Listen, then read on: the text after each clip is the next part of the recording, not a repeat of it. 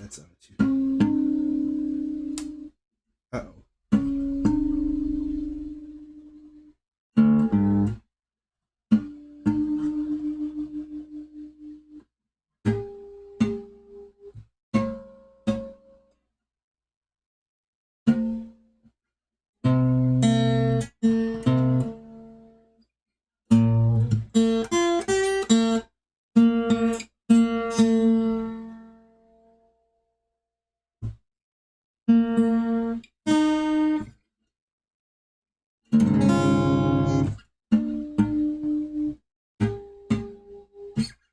Fuck it, that's close enough.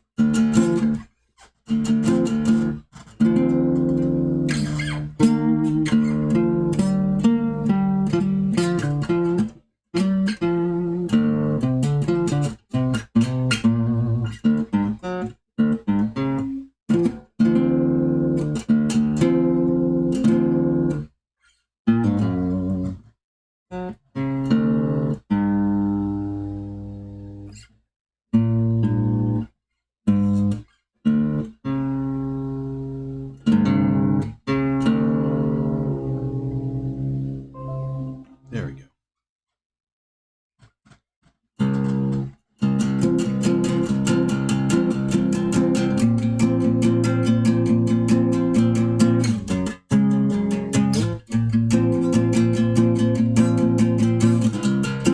Hello, I've waited here for you ever long.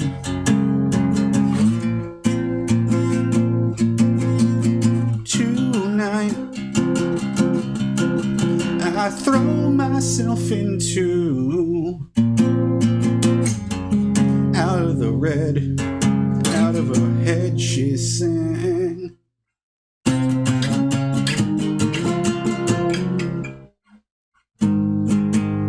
And I wonder,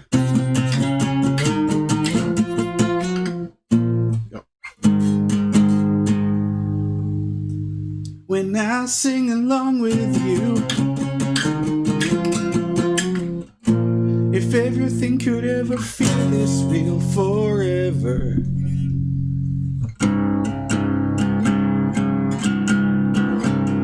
If anything could ever be this good again. The only thing I'll ever ask of you, you gotta promise not to stop when I say when. And she sang,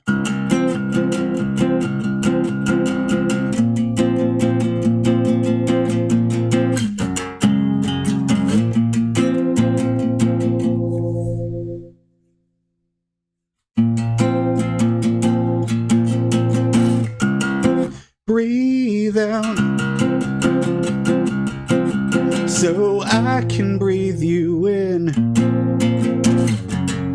hold you in.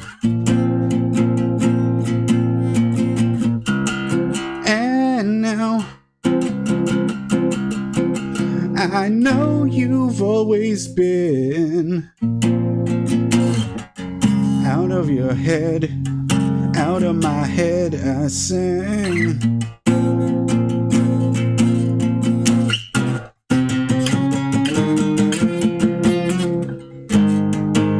And I wonder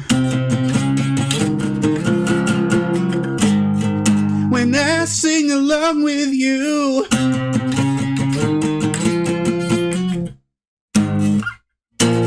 if everything could ever feel this real forever, if anything could ever be this good again.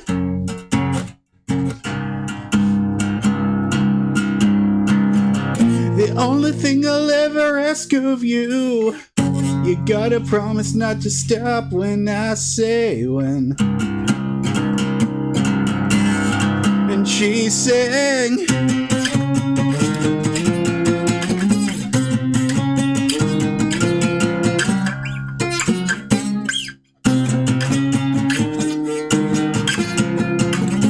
and I wonder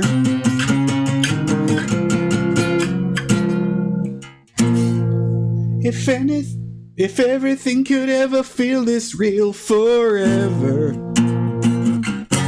if anything could ever be this good again. The only thing I'll ever ask of you, you gotta promise not to stop when I say when.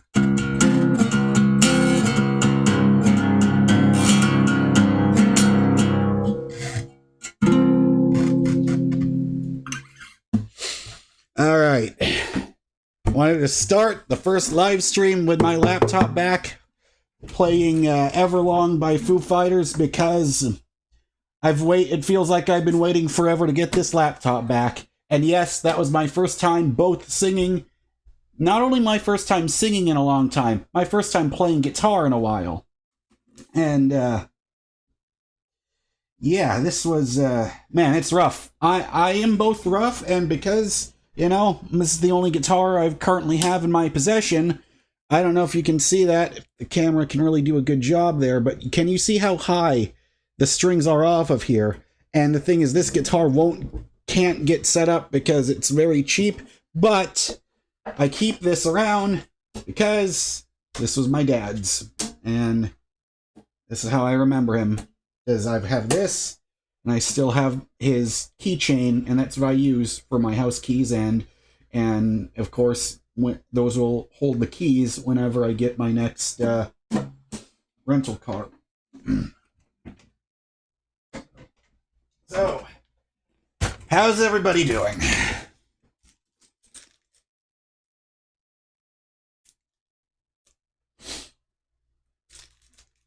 And yeah, AT Jazzman, that guitar is actually like supposed to be called like a midnight blue color. Like, you know, for as cheaply made as that guitar is, and for how cheap it feels, you know, paint job was shockingly nice on that. Khaled, I absolutely am excited for Bad Blood.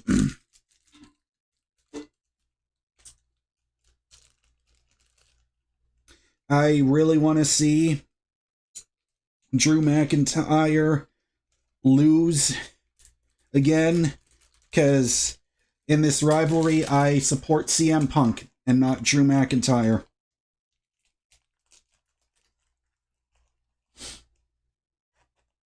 Alrighty.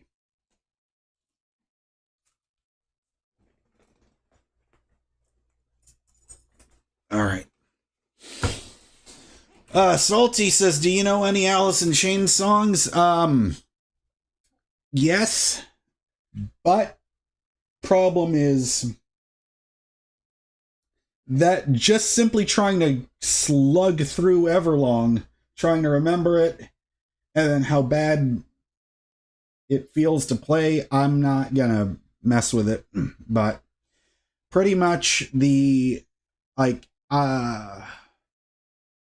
I mean, of course, you know, any Alice in Chains fan, like, I know the mainstream stuff, like, I really enjoy Wood, and I like, Man in the Box, like, of course, that was my introduction to them, uh, because I believe Man in the Box was in the first Rock Band game in 2007, and I remember Wood because that song, I remember on VH1, they had their list of like the top 100 greatest hard rock songs of all time. I remember seeing that one on there. But like for me, like I'm pretty sure it's no surprise to anyone, but Dirt is my favorite Alice in Chains album. Like that song, I mean that whole album is a masterpiece. When you want to think about the whole 90s rock thing, like I love that. Just like Nirvana's Nevermind, just like Pearl Jam's 10, just like Soundgarden's Bad Motorfinger. And let me know how the audio quality is doing, guys, because this seriously feels, and there's a piece of hair stuck there, it really does feel like it was just really hard to, oh yeah, Israel says he loves Daredevil, yeah.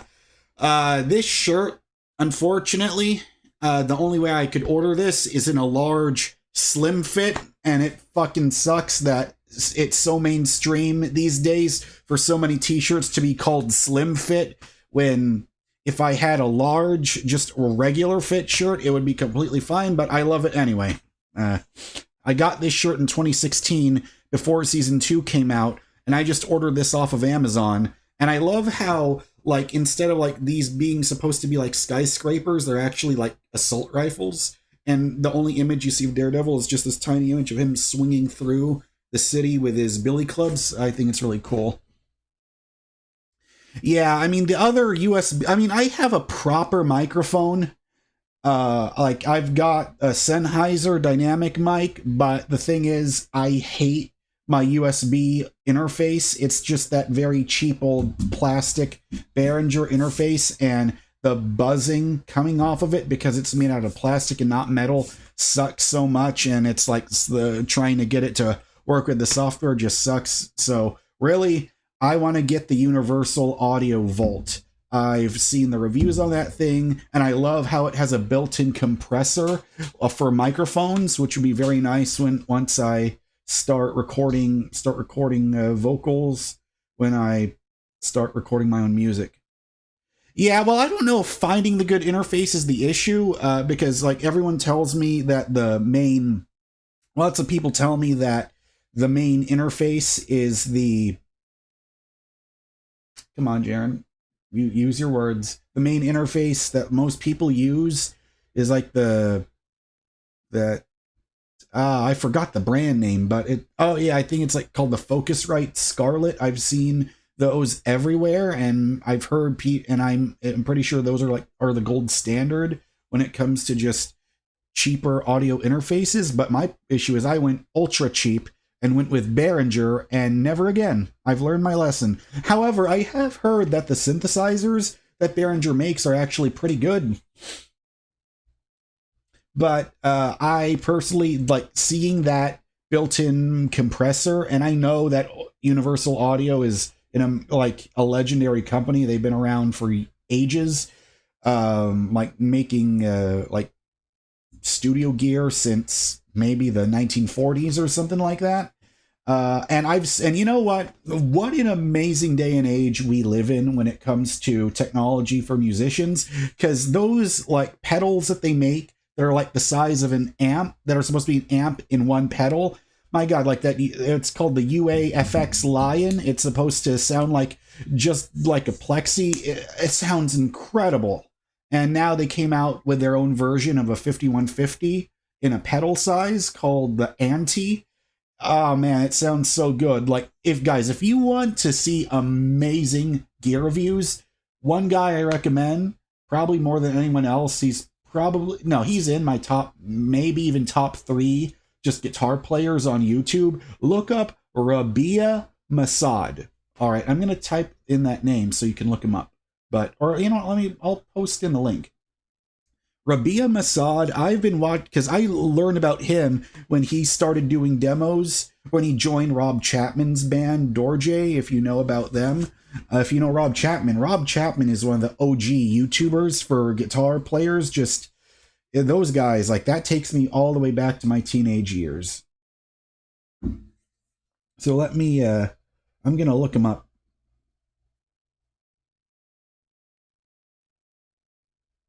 Yeah, Ryan, I'm not going to deal with, I refuse to deal with Behringer again. But I'm going to look up Rabia and put the link. Rabia. Yeah, he's this British guy, and he is just amazing. Like, seriously, guys, if you... Hang on. Let me just... Listen to, like, of course, the pedal sounds great, but him playing it, too... And I'm so happy for him because now he has his own signature guitar. It's not in stores, but I'm pretty sure they're working on it. He just came out with he's in the prototype stage of his signature guitar with Ernie Ball Music Man. And I love Music Man guitars. I have never played an official American one, but the Sterling brand that they make that are for like under $1,000, oh, those feel so good. And I love that those are actually set up in the factory, in the USA Music Man factory.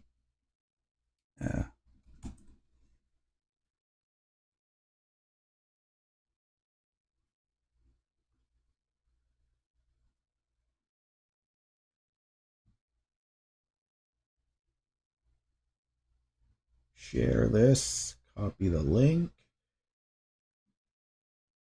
Mystery Guitar Man?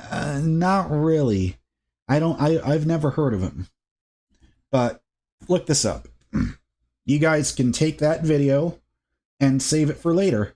So that's like his metal side. And like, if you want to see him use like one of those other brands pedals, and the thing I love about those UAFX pedals are like, that's your all-in-one solution. You just put that in your guitar case, plug it in, and then just take and then plug the other side, give it to the sound man, and he plugs it direct in. It's like, guys, there has never been a better time to be a guitar player than right now as far as gear is concerned. It's like nothing you even have to think about anymore. Just get that, and it sounds so close to the real amps that they're trying to emulate.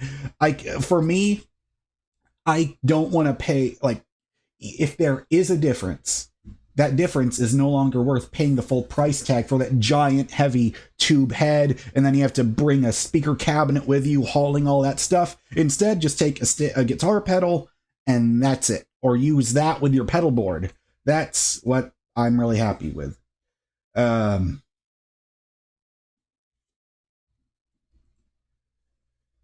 Holy shit, Loper Stir. 20 bucks.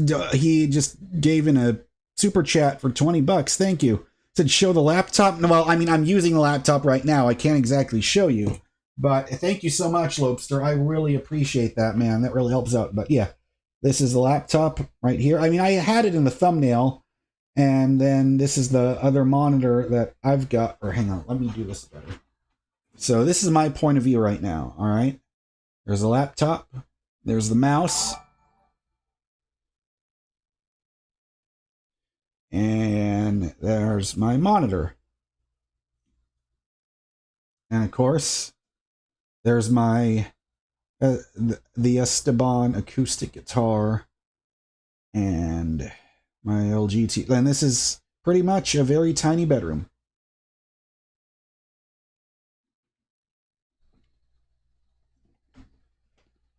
All right. And thank you very much, Loperster. I hope I'm saying that correctly. So, yeah.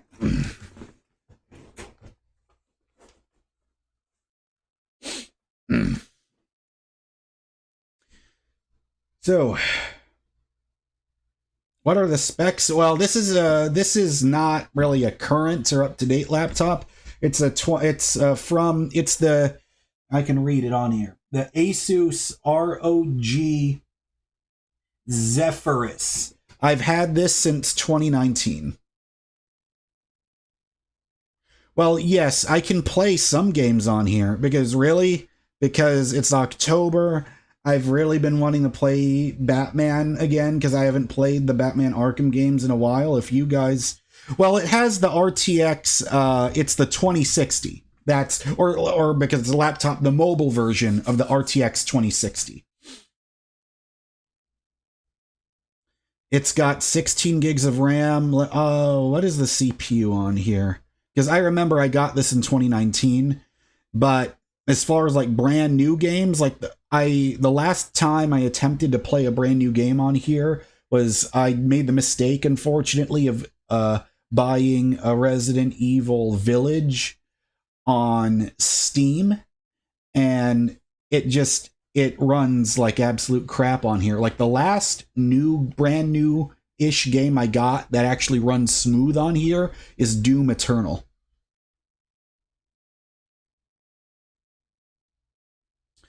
And now I just need to look some stuff up on here. Yuka says DX Diag.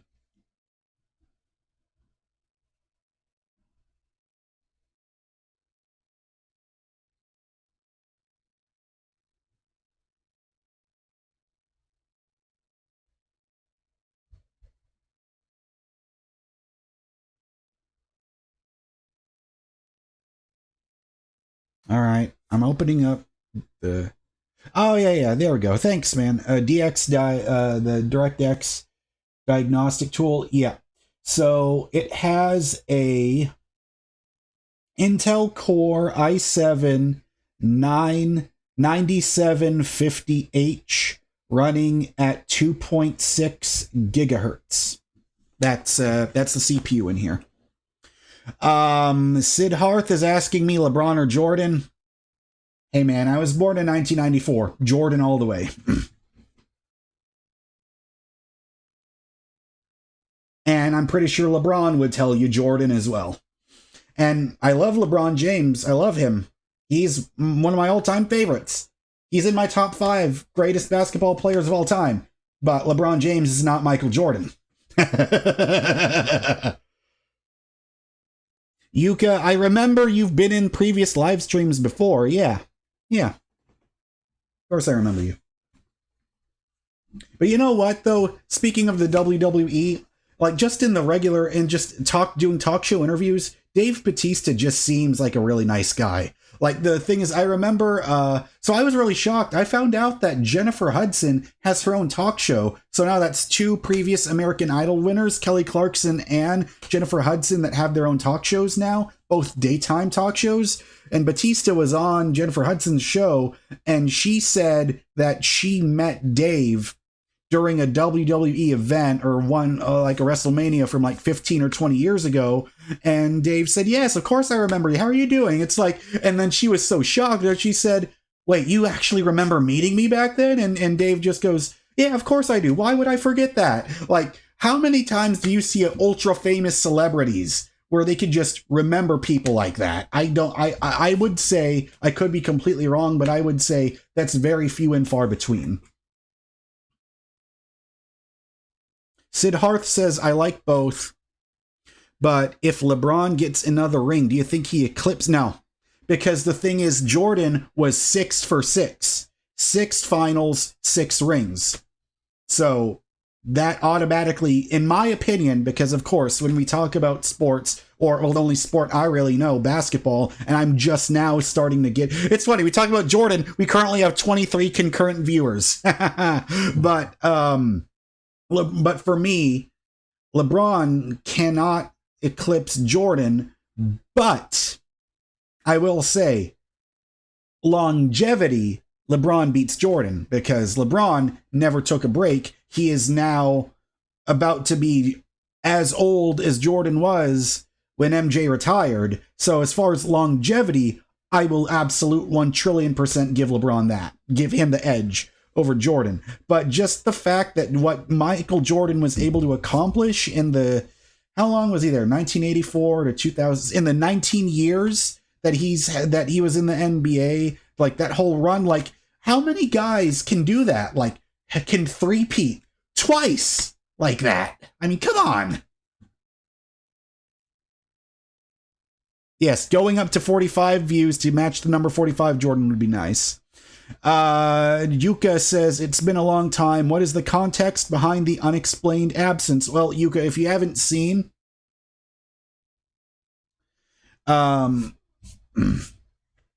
all right, so Yuka's saying, what is the context behind the unexplained? Well, I mean, I wouldn't say the absence is unexplained because I've made some videos along the way, but the consistency hasn't been there simply because I've just been concentrating on driving for Uber full time. But now that, if you saw my previous videos, I explained it in the video called I Had a Rough Week. You'll see it. I mentioned that it mentioned that Hertz repossessed my car, even though it was already paid for. And then after that, I started driving a car, renting with Avis. But the problem is it was a Chevy Bolt. And I hated that electric battery at 100% charge only lasted for 250 miles. So I just said, fuck it, it's not worth it.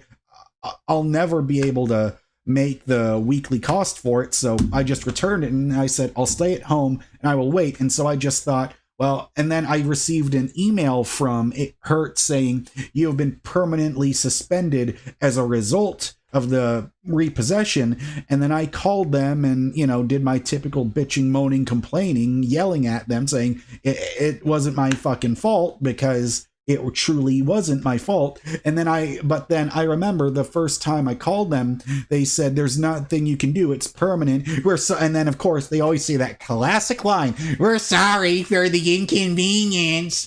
But thank God I remembered to pull myself together. And then I said, you know what? Let me just try one more time calling.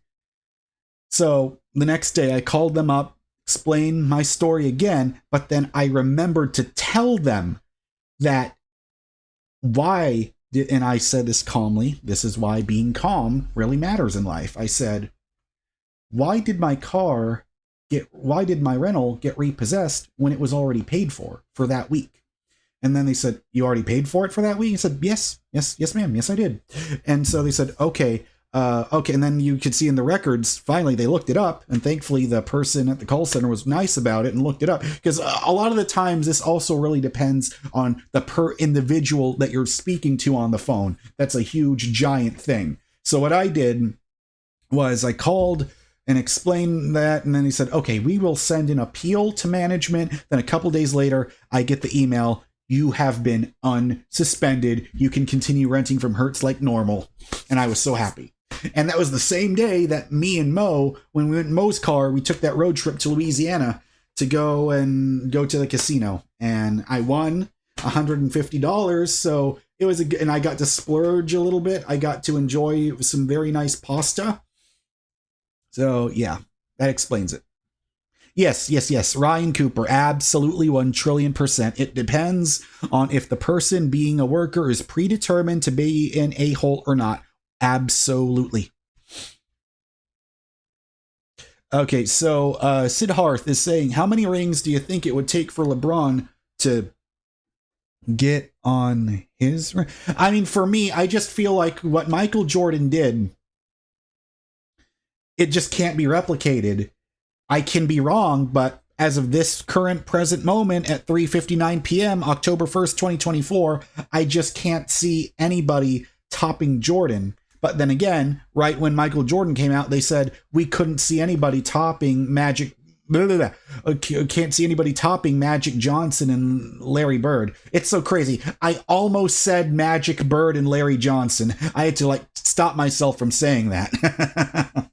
But anyways, the one thing going on right now with the NBA that really just confuses the shit out of me is that New York Knicks and Minnesota Timberwolves trade. Like when I saw that Julius Randle got traded for Cat on the Timberwolves, I thought, okay. But then I saw the one thing that really sucked. That trade also included Dante DiVincenzo going to the Timberwolves. I'm like, fuck. Like, why would they? Because the thing is, I do not watch college basketball, but I've heard that it was so legendary that you had Dante DiVincenzo and Jalen Brunson and Josh Hart, three people that were college teammates together, and seeing those guys do really great, like seeing those three guys turn the Knicks around, make them relevant for the first time in so many years. It was cool because I love seeing NBA teams that sucked for so long start to get good again. I always root for that. And so I became a Knicks fan because I love to see it. And then I just feel like they just put a huge whoops. I just love that. It just seems like they just put a huge break on that momentum. It's like you could have just left things alone, or maybe smarter people that are more knowledgeable about the NBA could tell me, why was that trade a good idea? Because so far it feels like a lose-lose situation for both teams. Because now that Cat is gone, seeing just Anthony Edwards by himself, but you still had Rudy Gobert and Mike Conley, but I don't know if the Timberwolves could be a championship level team anymore. I just don't see it, because it felt like they had all the pieces that they needed, and they were in the Western Conference Finals until the Mavs, beat them and they went to the finals. But it's just, I just don't get it. I just don't.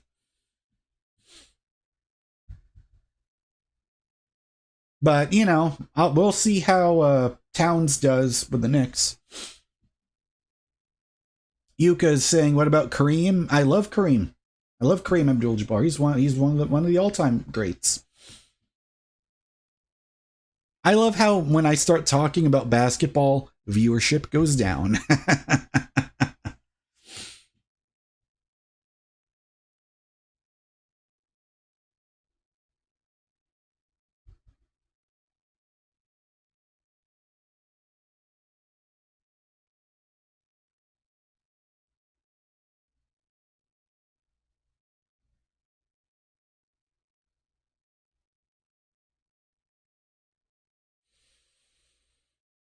Nikki Hunt says, only sport I watch is Formula One. Yeah, that's a very different level of racing, because it almost looks like go-karts. From me, a person that knows nothing about Formula One, I saw some highlights from the last major thing. I don't remember much. The only thing I know about Formula One is, I think his name is Daniel Ricciardo. I think, please forgive me if I'm getting his name wrong. I remember he was a guest on Your Mom's House, the podcast, with two of my favorite comedians, Tom Segura and Christina Pazitsky. Yeah, multi-million-dollar go-karts. Yeah, yeah.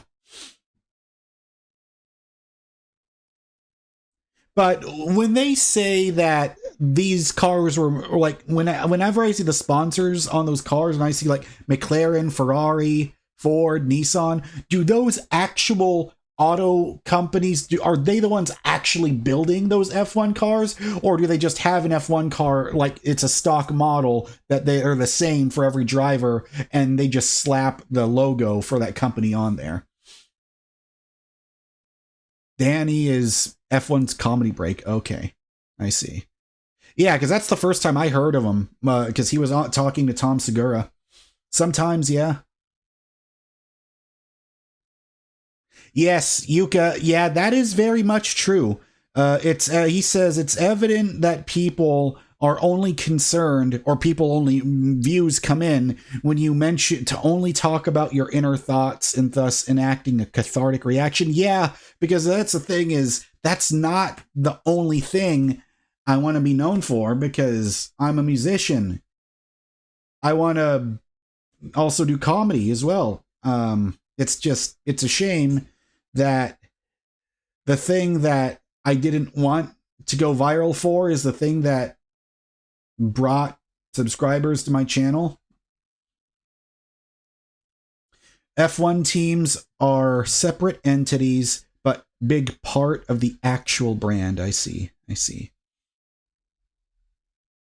But each F1 car is designed in part of each team's.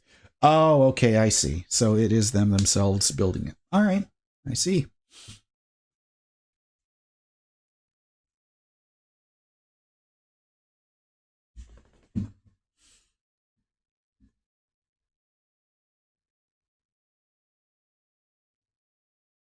So yeah, you guys definitely need to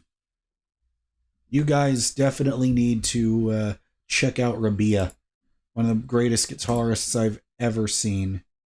He is so damn good. And here's him looking at those other like pedals that are like a solution for an alternative to an amp. So go ahead and watch that stuff. Or if you just want to see his music,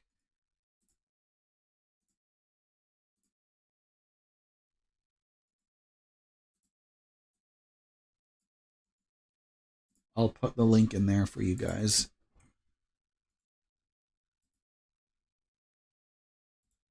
Hey, vegetarian, welcome back. Scott, welcome. Says congrats on saving your laptop. Thanks. So yeah, vegetarian. Look up Rabia Masad. I put the link to his channel. I've been watching him for more than 10 years. I love him. He's one of my absolute favorites. But the other thing that we need to... You know what, though? That Bad Blood live watch-along, that's a really good idea. Because I can see that there's lots of other like WWE fans, and I've only been watching since WrestleMania 40. So that's going to be a lot of fun.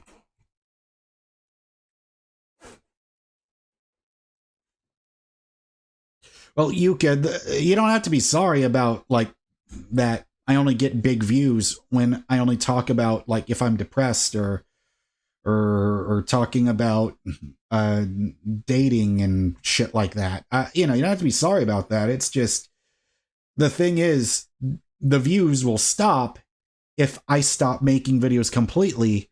And maybe I'm looking at this as a sign of that I need to focus on this. Yeah, vegetarian. Yeah, WrestleMania 40. That was the first time I ever watched WrestleMania live. Now, to be fair though, I didn't see the whole thing. Because when I got home at that day, I just turned it on and I saw it was the only matches I got to see were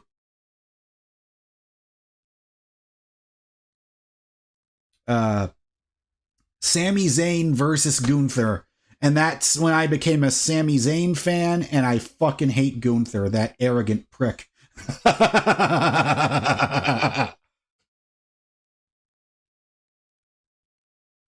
I'm glad that because I got to see Sammy and Gunther fight for the Intercontinental Championship, and now we're finally gonna get to see them fight for the what do you call it? Fight for the... Come on, brain. The World Heavyweight Championship. Because I was rooting for Damian Priest. But, man, I gotta tell you, I am a Jey Uso fan. And I never got to see Jimmy Uso. I don't really know anything about Jimmy. I know that they're twins, and they were in the tag team. I know that they used to be in the Bloodline. But I don't know why Jimmy and Jey fought. Or if that was simply because they fought because did Roman kick Jey out and he let Jimmy stay? Is that how their beef started? You guys can tell me. Yes, yeah. I saw that match too on YouTube, Vegetarian. WrestleMania 3, Andre the Giant versus Hulk Hogan, yeah. And that was back when WrestleMania was like, it was still at arenas. It wasn't so huge that they're at football stadiums now. Yeah, of course, no wonder Hulk has those back problems. Yes, absolutely. Malik, welcome. Welcome to my first real live stream back with my full setup back again. Glad to be back. Jey wanted out of the Bloodline. Okay, I see. Man, like, I was almost crying there with him when he won, because you could see how much that meant to him. Like, 14 years. Until he finally won a singles championship. That really reminds me of, like, back to the NBA, like Al Horford, like seeing him finally win a championship with the Celtics. That was really cool to see. When Sammy was an honorary Oos, it was the best. Yeah, I remember hearing about that. I have no idea. Like, I never saw footage or clips of that, what it was like when Sammy was in the Bloodline. Because all I know about Sammy is he's just his own guy. But you know, it was real. But it's really cool to see Cody Rhodes team up with Kevin Owens and Randy Orton. I've enjoyed that, but I could just feel like one of them is going to turn heel at any moment. Malik says, glad to have you back. Thank you. Yes, I'm glad to be back. Or back, like, officially this time.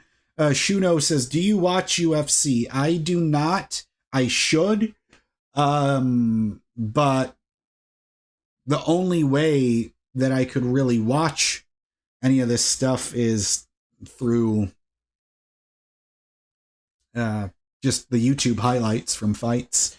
But I am really happy to see that the Jake Paul versus Mike Tyson, I know it's not UFC, but that fight is going to be big because, you know, I feel like Netflix is really they're being very smart on their approach. Malik, of course I remember you, Malik. I think you were there when I was playing The Last of Us Part 2, I believe.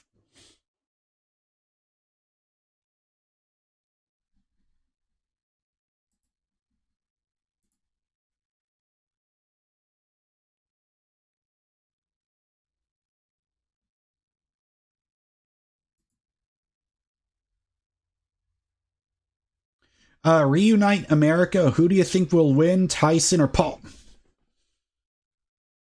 Tyson. Of course, Mike Tyson. I know Jake Paul has become a legitimate boxer and, you know, he's done the work, but it's Mike fucking Tyson.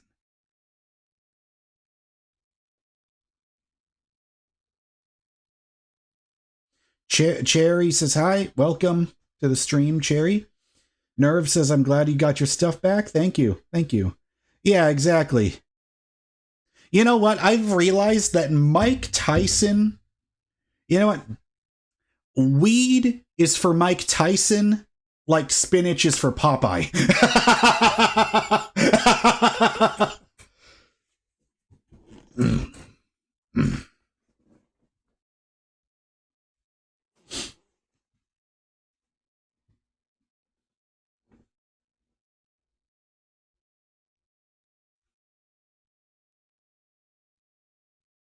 Kura, I'm going to just let you know right now. Well, the thing is, Nerve, I don't know because Mike Tyson is like, that's the most ripped 58-year-old I've ever seen. Like, he is 58, yes, but everything about him, like before in the 90s, when I was a kid, 58, I thought 50s were senior citizens. But now so many of my heroes, like my favorite musicians, like all the guys in Guns N' Roses and the Foo Fighters and the Smashing Pumpkins and Pearl Jam, they're all in their 50s. And yet those guys, they don't feel old to me because I don't know if it's something about modern medicine or genetics or whatever it is, but it's like something about 50-year-olds back in the 80s, the 90s, the early 2000s. 50, people who are in their 50s are almost like people in their mid 60s or early 70s now. That's what it really feels like to me.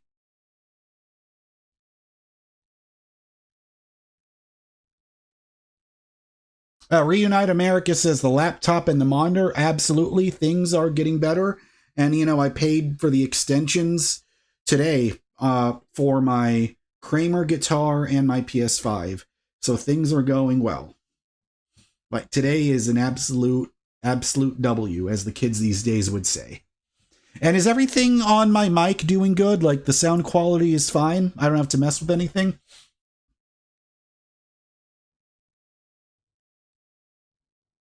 Yes, Malik. When I think of old, I need to see gray hair. If you ain't got it, you ain't old. Dan, okay. See, here's the thing. I really didn't want to talk about the Dave Grohl situation because I just hate dealing with gossip among people. But you guys tell me, did Dave Grohl like say this on Instagram, or did somebody just start saying it and then it got picked up by the media? You tell me, because I don't even want to look up the info about that, because here's my opinion with that stuff.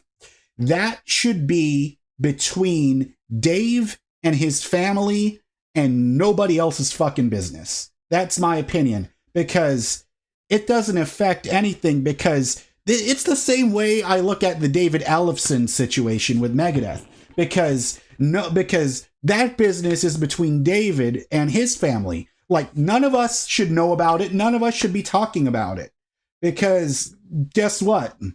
Yes, there's Dave Grohl, David Ellefson, super talented people. They're my heroes. But here's the thing that we need to understand. Can you be disappointed in people? Sure, absolutely, yes, of course. But at the same time, I don't want to demonize people because of that. Because what they do is not my business. And here's the thing. If I saw Dave Grohl walking on the street, I would still want to talk to him and just say, hey, man, you really inspired me. You're one of my heroes. It's like that shit should be kept private. Like it's similar to like Chris Rock. Like, Chris Rock cheated on his wife and people still celebrate him. Dave Grohl cheated on his wife, has a child out of wedlock. It's like, that's information that I didn't need to know about. Yes, Nerve. Oh, he made a statement. Oh, okay. So he did talk about it himself. I see. Man. Yeah. But, I laughed really hard when I don't know if it was Rolling Stone or I think it was Billboard, actually. Billboard had this article that said, Foo Fighters pull out of festival. Jack White gets replaced by Jack White. It's like, that phrasing is very funny, though. But the thing is, like, I love the Foo Fighters still. I mean, remember, I'm not, does that mean I'm gonna hate Dave Grohl and it's like, everyone needs to burn him at the stake? No. I mean, for fuck's sakes, as much as I can't stand the bullshit that Will Smith did to Chris Rock, Bad Boys for Life made hundreds of millions and still opened at #1 at the box office. Like, that's the thing. Like, because famous people, even the musicians, where we say they're relatable, guess what? They are human beings that make mistakes. That's just what it is. Like, I mean, let me just say this off the top of my chest, okay? If, whenever I get to be in a romantic relationship with a woman and she cheats on me, I am not going to make a fucking video about it. I'll just tell you that right now.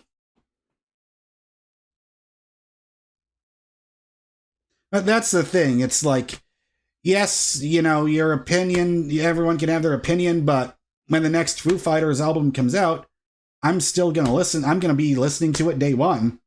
Like, I'll still go to a Foo Fighters concert. It's like, and I really feel like this is when the whole spiritual side of me starts coming out more often, when I talk about meditation, Joe Dispenza, Aaron Doty, Dr. K, all those people. Here's the thing. It's like, my old self would be so quick to fucking judge everybody. Until you realize famous people are still human beings. I know, it can be really tough to forget about that, but yeah. Like, what? David Ellefson, like, I will still watch videos with him, like, doing his bass demos, and I've listened to his new projects, and, like, yeah. Because his image is a family man, yeah. I mean, I get that. But really, like, how many human beings do you know that don't have a dark side? Because to look at people, because I really feel like that's the thing, is like, sometimes I feel like having expectations is what really ruins people as human beings. If we just want to be real here, if I really want to be 1,000,000,000% honest, that's how I feel about it. Like, have zero expectations for anything. And that, because sometimes you see the image of people in your head, and that's not how people are, really. But it's like Dave Grohl is still nice to people. Yeah, or like it's like whenever he decides to make his first interview, because clearly, I mean, the Foo Fighters are not gonna be fucking broken up. I mean, Taylor Hawkins passed away, and I thought that would have been the end of it, and then, but no, they still came back, and it's like, it's the circle of life.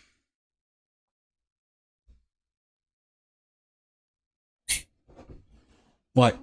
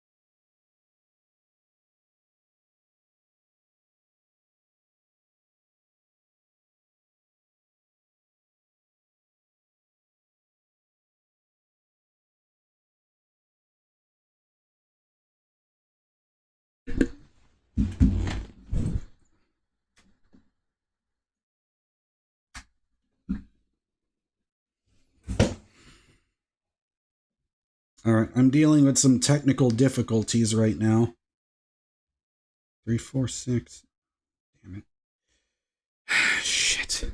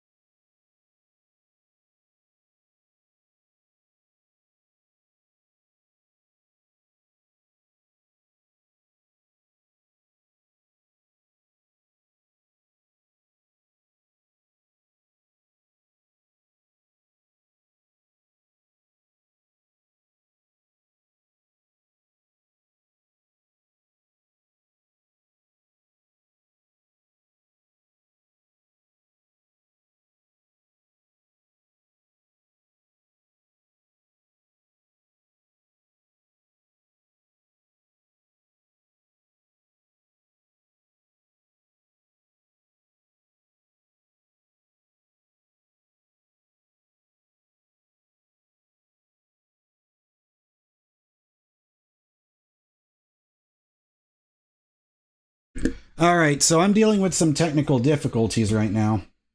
Uh, the webcam started to freeze all of a sudden. Hello, Joshua. Welcome to the live stream. I don't know why my webcam is frozen. I think I have to do that thing again where...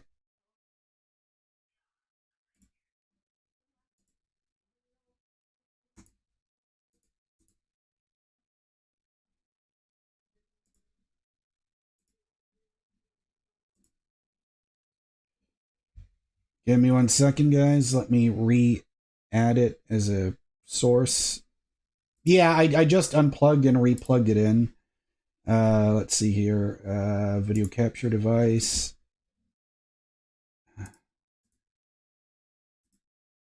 Okay, so it's there, but it's man. Oh, man.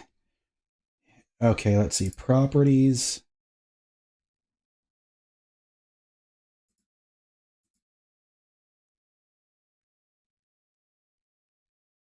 Configure video? No, that's not it. Deactivate and then press activate again. There we go, we're back. Alrighty. Okay. But here's the thing, guys, just like, because it's Dave Grohl and, you know, he is one of my heroes, it's just... But that's the thing, right? It's like, there has to be moments where we need to separate the person, the human, from the artist. Like, there has to be.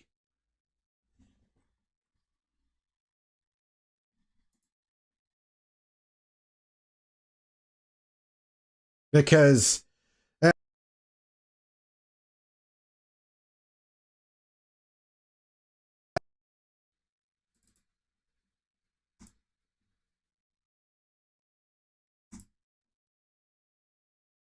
shit. All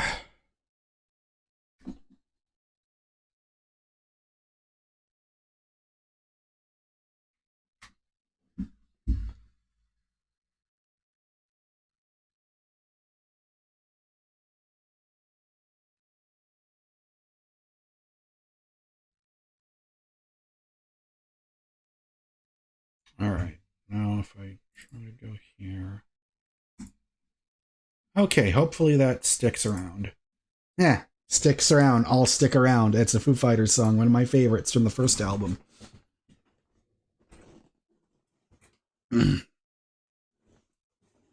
All right, let me just say this, all right? If Will Smith can come back and make Bad Boys, what's the name of that one? Was it simply called Bad Boys for Life? Or was it called Bad Boys Ride or Die? And still be #1 at the box office, and he still goes to the talk shows and stuff, and like, I don't see any reason why Dave Grohl can't.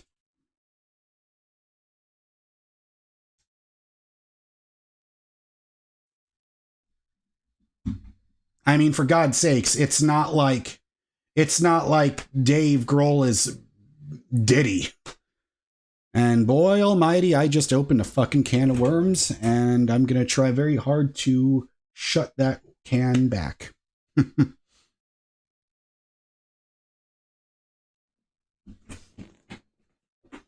Okay, fuck it. I can't resist.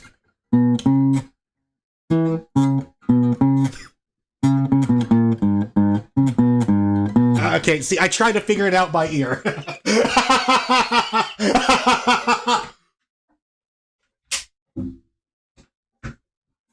If you know what that is, you know what that, or what I was trying to be. Well, yes, Ryan, there's levels. Exactly. There's levels to this.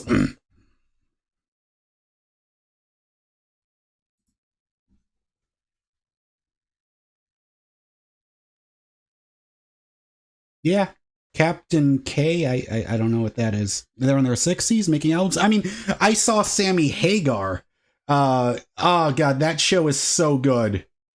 Got to see, you know, 4 people I've always wanted to see in concert, and there they all were together as a band. Sammy Hagar, Michael Anthony, Joe Satriani, and Jason Bonham. That was such a good show.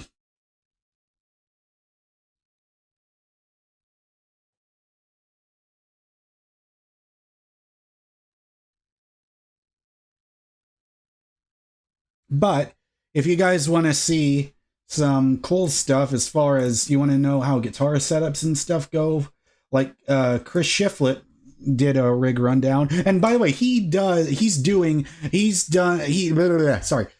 Shiflett is doing a really good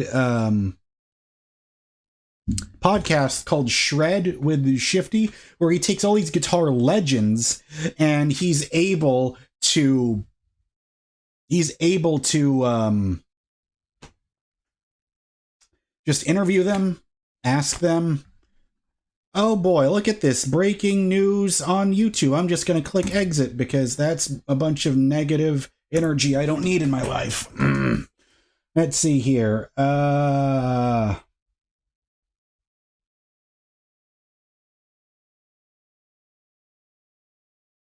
You keep popping the middle ones.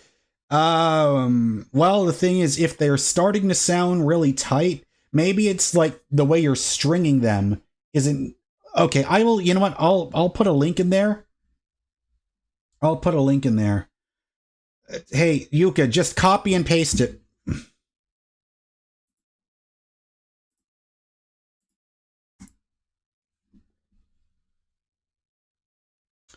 All right, where are we going? It's so funny. It was no one gonna mention that I just tried to play a riff. Like, is nobody gonna acknowledge that, or is that how bad it is right now with the diddler? Oh my god, I saw a Photoshop. It was so fucking funny. I'm trying to focus on what I was gonna do. Yes, that's right. Chris Shiflet.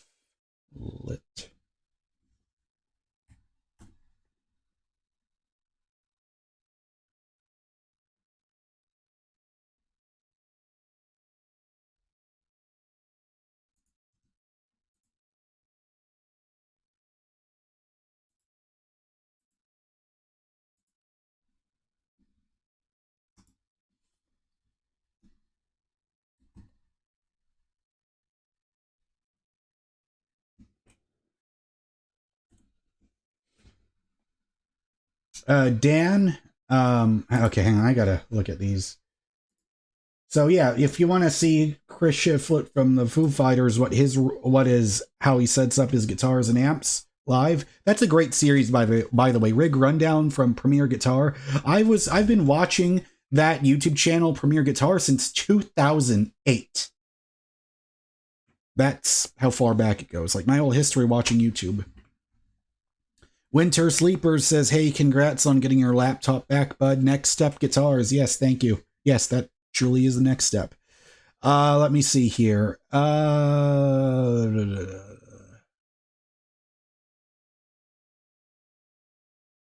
Okay, Yuka. Okay, I saw your comment from 10 minutes ago. Yuka, all right. I know you mean well, okay? I know you do. I read your comment. I scrolled back up. I saw it. Okay. Here's the thing. All right. My one, you know how Batman's number one hard rule is he doesn't kill criminals? My number one hard rule for my YouTube channel is zero, like there is a zero tolerance discussion on religion and politics because those two subjects, they only divide people instead of brings them together. So I'm just telling you right now, all right? I know you mean well. I know you're a good person, but I just got to let you know, all right? We do not talk about religion or politics on this YouTube channel.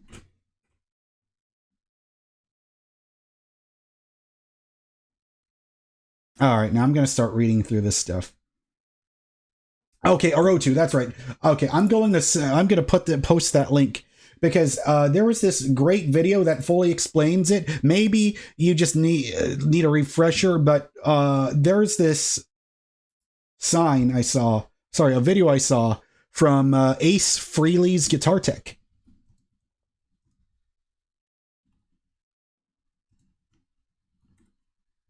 Man, it feels good to type on a keyboard again.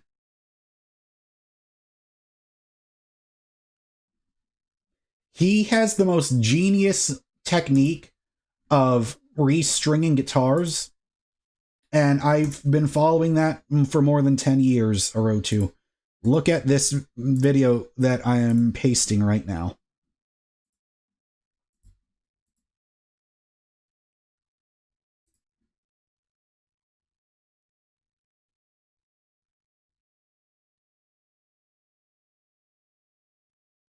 Yeah, because Orotu, I don't know if it's acoustic. You just copied and pasted it. Oh, okay, I see it. Yuka says, if you don't mind me asking, did you go to university? I'm only asking because I'm currently I don't know what that word is, a neophyte in the higher education system, and therefore I was wondering if you can provide any tips or tricks. Okay, well, you're probably not going to like my answer, but my personal opinion, of course, I'm not thinks you got it. Epiphone acoustic. Yeah, I mean, pretty much like the way that he does it, it's the way he winds it on the headstock is the important part. Because if you already know how to put the strings on the bridge pins with the ball end there, but that method he did of like just winding it up and then bending it down on the other side and picking up the guitar from it, it's genius. Like, I've been stringing guitars that way ever since I saw that video 13 years ago, and it works like a charm. So the thing is, I did. I went to the Art Institute of Houston, and and here's the thing. I'm not saying I dropped out. I quit after 8 months until I learned how much of a fucking scam college is. Well, but especially the Art Institute, because that's music college, or not music. They had other things too, like they had like game development and, you know, fashion design and those other types of things in there. But just my experience wasn't that, like, the thing is, I like the social aspect of it, but man, I just could not stand the way the whole classes worked, because the teachers always had this mightier, holier than thou, look at me on my high horse attitude. Now, it wasn't everyone. Some of the teachers were really cool, but it was just it was strange. Like, sometimes the lack of professionalism they had, where a lot of them would just show up late. And then I remember one time, one of them said, I'll let you guys go home because the Astros game just came on and I want to watch it. You guys can go home. Like, why the fuck am I paying $87,000 in tuition for? And so I still, even after just 8 months, you know, thank God I didn't go through the whole 4 years, because just after 8 months, I quit, because every time I would ask for help, they would look at me like I'm stupid. How come you don't know this already? It's like, well, motherfucker, that's why I'm here. And so, and of course, I know it's not like that for everybody, but my opinion is, I don't, you know, if you want to be a musician or you want to be a YouTuber for a living, don't go to fucking college. Like, I just feel like college is there just so you can be in debt for fucking ever. Like, unless you actually are doing something that actually requires you to go to college, like being a doctor or a lawyer. If you want to be a doctor or a lawyer, by all means, go ahead. Like, just like what Cat Williams says, go ahead then, make your paper, boo-boo, or whatever the fuck he says. But, oh man, I that was my first time, or maybe my second time, trying to do a Cat Williams impression. Yes, Sivo Vegas says, I use that method on my PRS SE Santana and have never broken a string since. Yeah. Yeah, Vegetarian says learning is done best solo in a comfortable environment. Yeah, I agree. I mean, that's why. Or if not solo, then just be with other people who are on the same level. We're all there to learn together. Because the thing I hate about school, the way public education is in America, because I can only speak from my own experience, I just hate that you learn stuff that you're never going to need ever again. Like really, like, yes, it's important when you're a toddler, when you're a little kid in pre-K and kindergarten. Yes, absolutely. You have to learn how to read. You have to learn how to write. But other than that, and, you know, learning about history, sure, okay. But I feel like apart from the very basic math, when you're just a little tiny child, after that, my opinion is, I feel like finances mental health, and PE, those should all be the mandatory classes. That's what it should be. Hey, Yuka says, both of my parents have PhDs, meaning it's compulsory for me to go to university. Well, hey, just because your parents have PhDs doesn't mean you have to follow in your parents' footsteps. If you want to, then okay. But if you don't want to, then don't do it. You are your own person. You live the life you want, not what your parents want. Because I've seen too many horror stories of so many people saying, well, I did this because this is what my parents wanted me to, and then they're miserable for the rest of their lives. Because you're about to try to join university, I would say do what you want, okay? I mean, I know, like, the whole thing about not wanting to upset the parents. I know it's tough, but have a deep conversation with yourself. The degree that you're thinking of getting, where you want to get a PhD, is that what you truly want in your life? Because if it's not, save the years of the headaches and don't fucking do it, man. Do what you want to do.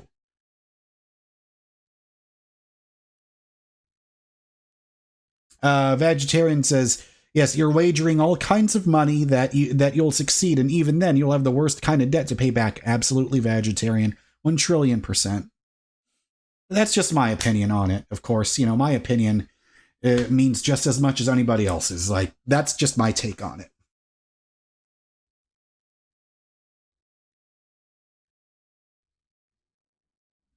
Yeah, Vegetarian says, I have a networking degree. Yeah. Like Mo, of course, that you guys know.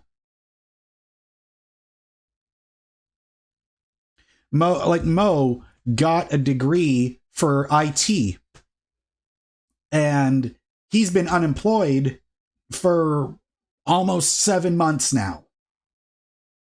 That's why college is bullshit. He's went studied all this stuff. He's great at fixing computers. Like, that's what he loves. But you know, he keeps talking. Excuse me. Like, we keep talking, and he says, I should just fix computers on my own. Like, repair other people's computers and do it on my own. That would be a great thing for Mo to do. You know, instead of just waiting for some bullshit corporation that doesn't give a fuck about you. Fur Hat says, congrats for getting it back. Yes. Yes, and I agree with what Ryan is saying here. College is mostly a waste because most majors are nothing burgers unless it's something high priority like SET. And that's the thing. It's like college, when you say nothing burgers, yeah, because those people will probably be most likely flipping burgers instead of getting the fucking job that they learned to do in college. Abso-fucking-lutely. Yes, Shonk619 says, the issue is lots of degrees are worthless, and those that are beneficial are typically saturated. Things like IT have so many people trying to get in, but only so much room to fit into. Yeah. You guys are hitting the nail on the head. I don't know how the hell to say that. Jessvrol's child says, I'm so happy for you. Can't wait for the future of the videos of the laptop. Yes, it's good to be back.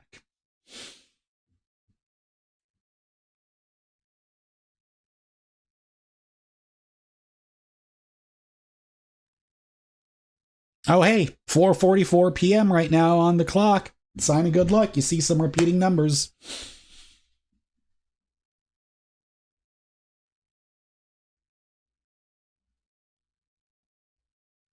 All right, let me see if I can try this out again. But the handy dandy thing about so the handy dandy thing here about this is why I keep this wallet, right?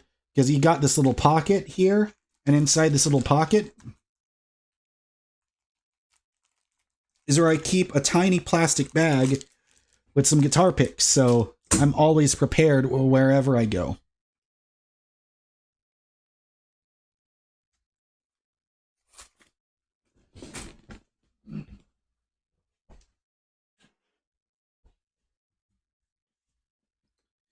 Give me 1 second, guys. I'm gonna grab the tuner out of my guitar case.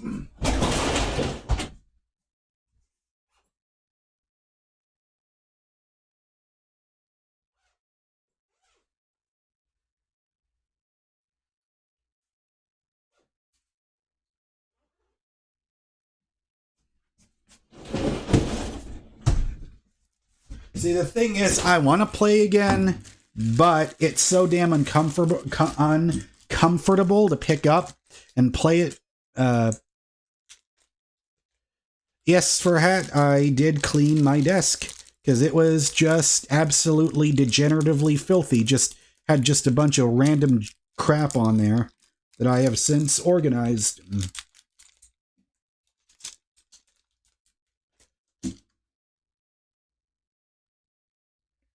Sir Sivo Vegas says, now that you have your laptop back, I'm expecting more vids. I've been doing YouTube since 2011. Nice. And now taking the plunge to try it full time. Absolutely. Absolutely, man. Oh, and that's the thing. Like, I love the paint job on this guitar. Like, it's really nice, but it plays like absolute trash.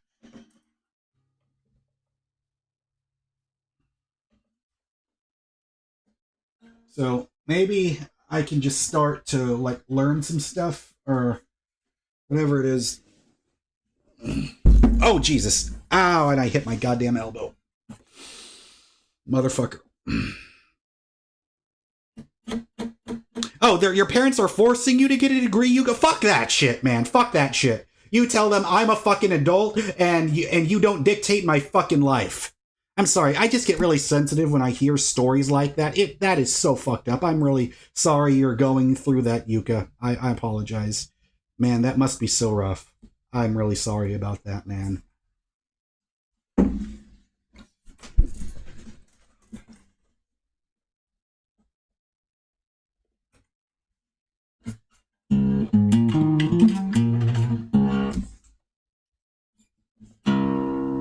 Oh, that's why it was still in C.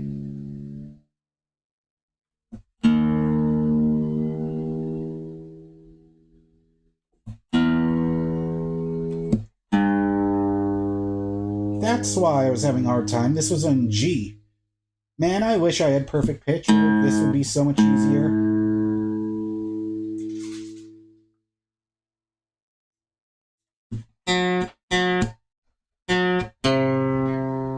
Wow. Yeah, this is also at C. All right, C sharp. Let's get to D. You know, I had an idea that I could be Batman for Halloween and Mo could be the Penguin.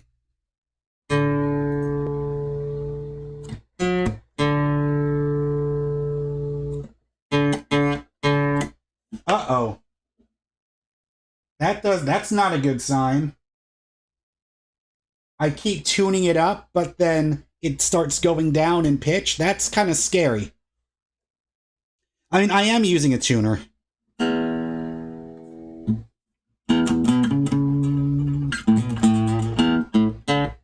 Oh, God. You know, it's almost kind of dangerous now because, you know, the strings are kind of pretty rusted.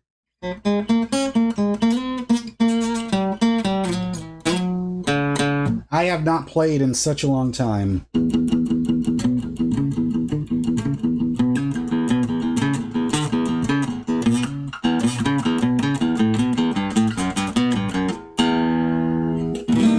Oh.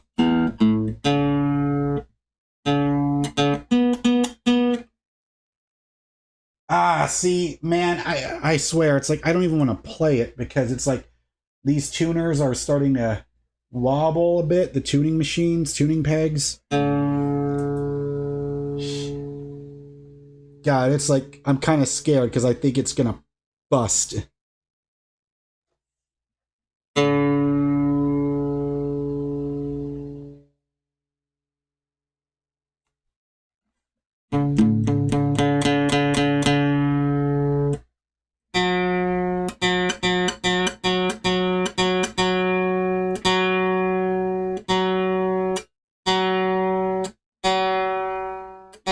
But of course, you know, Texas humidity. It's never nice to acoustic guitars.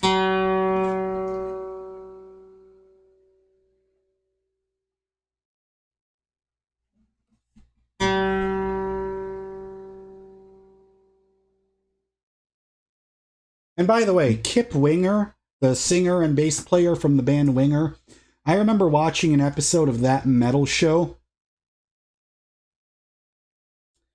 And he said,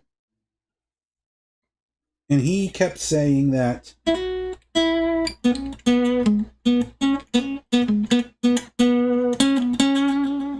right, at least I can still remember some stuff.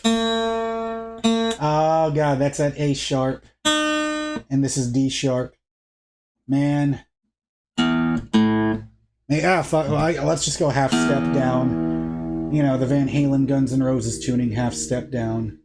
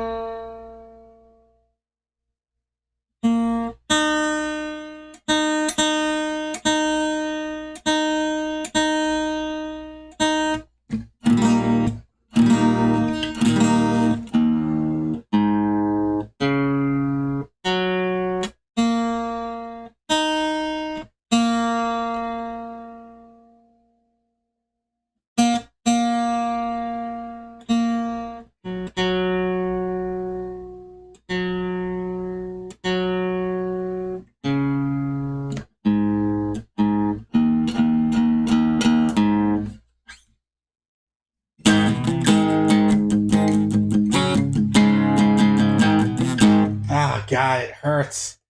Okay, let me see here. It says, for how long are you growing your hair out? Until I'm sick of it, which is right now. I'm enjoying it. Whew. All right, this is gonna be pretty shitty, but here's some stuff I kind of remember. Oh God, oh man. The action, the strings are like a mile high off the strings.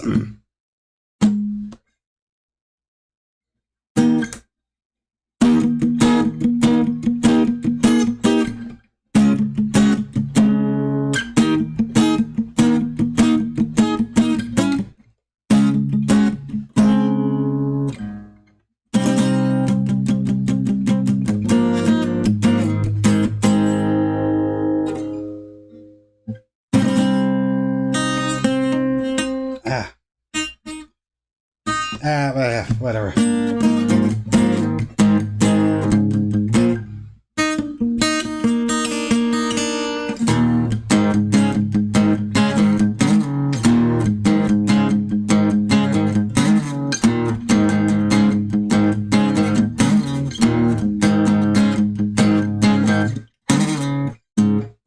Here, bunny wagon. Oh God, I don't remember the fucking lyrics. Come on. Of course, David Lee Roth's range, a trillion times easier than Sammy Hagar. Because good God, even today at 76 years old, nobody can keep up with Sammy Hagar. Fuck me.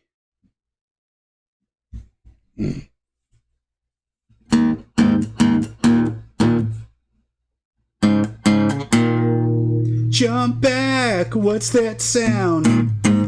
Here she comes, full blast and top down. Hot shoe, burning down the avenue. Model citizen, zero discipline. Don't you know she's coming home with me? You lose her in that turn. Oh, I don't know the rest of it. God, this is bad. Panama. Panama. Panama. You are seeing what approximately 2 months of no practice looks like, folks. Fuck this.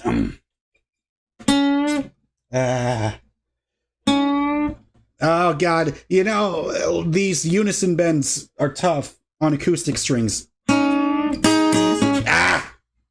me a second. Ooh, that dexterity. It also doesn't help that this is 12 gauge strings with a wound G string.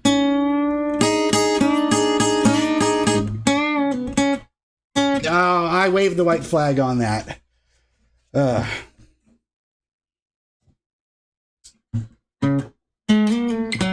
Hang on. Good time to use my ear. No, that sounds too high. No. Yeah, I think you know what part I'm trying to play if you guys know Panama by Van Halen. No? Nah, come on. How to... I gotta figure it out. Ah, fuck it. I'll cheat. I'll look at the tabs.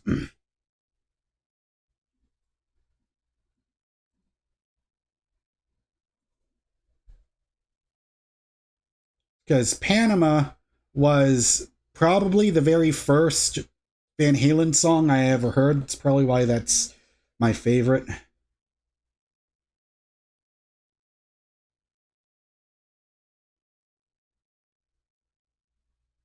Come on. Where's that bridge section? Oh, yeah, there we go. Okay, so it was kind of there.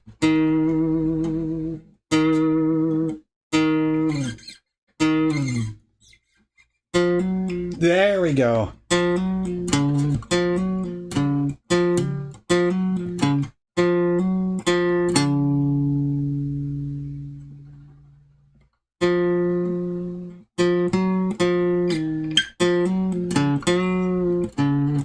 What? Oh.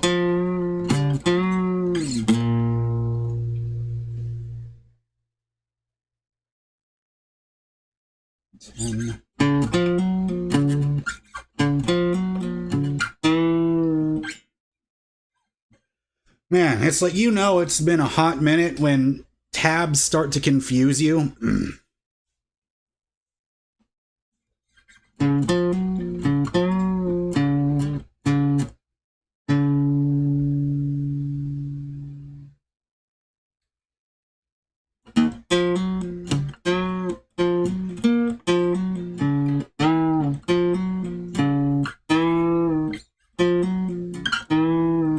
How does he do that? Man, it's like, like I said, the best analogy feels like waking up from a coma.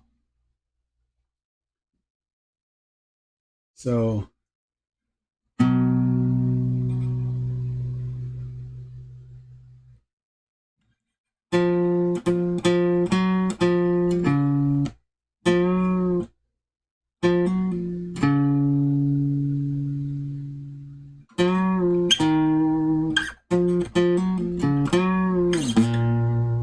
Oh, it is just that.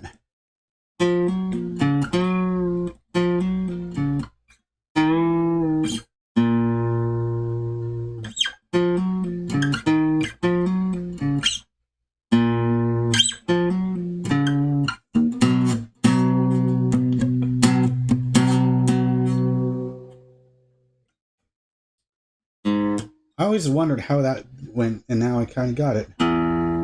So it's...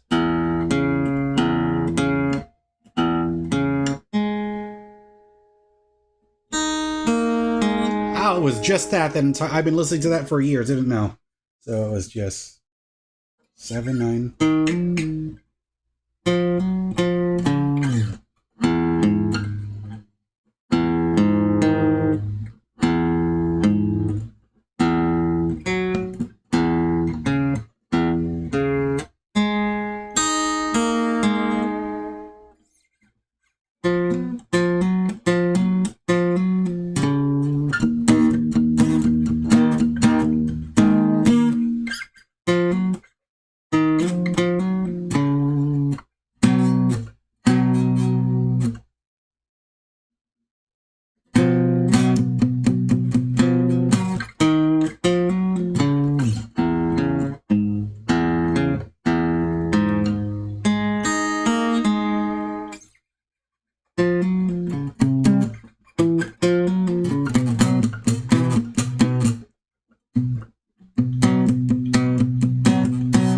I think I'm gonna ease the seat back.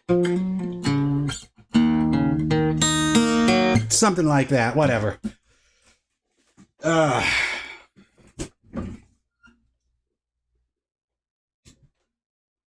See, that's what sucks when you only know main riffs for songs, but never took the time to actually sit your ass down and just learn the whole damn thing. Oh no, Yuka. Hey, you gotta find yourself a way to get out of that, man. You just said my parents are forcing me to get married, which is absurd considering you're only 18. No. No. You gotta find a way to become independent, because from what you are telling me, it sounds like your parents are toxic, and my heart goes out to you, because I can't even imagine, man. I'm so sorry. Like, are you talking about like an arranged marriage, Yuka? Like, is that what that is? I mean, I'm against arranged marriages. That's just me. But then again, I'm against marriage as a concept in general. Because there's no fucking way I'm going to work so hard just to have a 50% chance of it all going down. It's like I already have nothing, and I don't want someone to take half of that.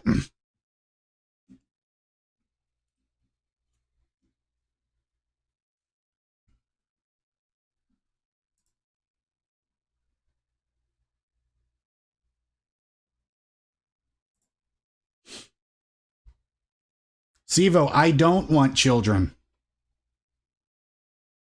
Doing my very best to make sure that doesn't happen.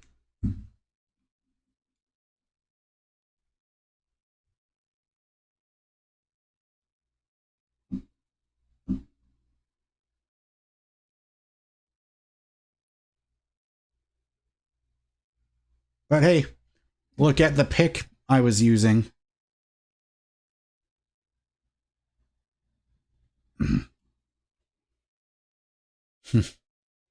Vegetarian says, who needs kids when I have cats?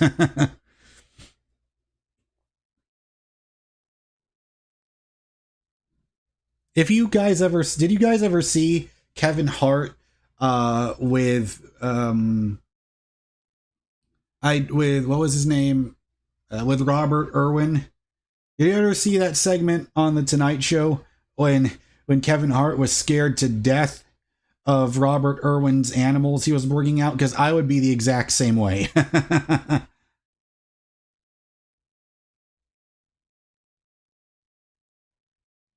Vegetarian. Oh yeah, that was a real segment on Jimmy Fallon. Hang on, let me find you guys the link for that, because that was very funny. Kevin Hart, Robert, and that makes me feel old seeing Steve Irwin's kids being adults now, because I still remember that story. That was so shocking, hearing about when Steve Irwin died. Yeah, this has 70 million views. Vegetarian, 70 million. There's the link for you.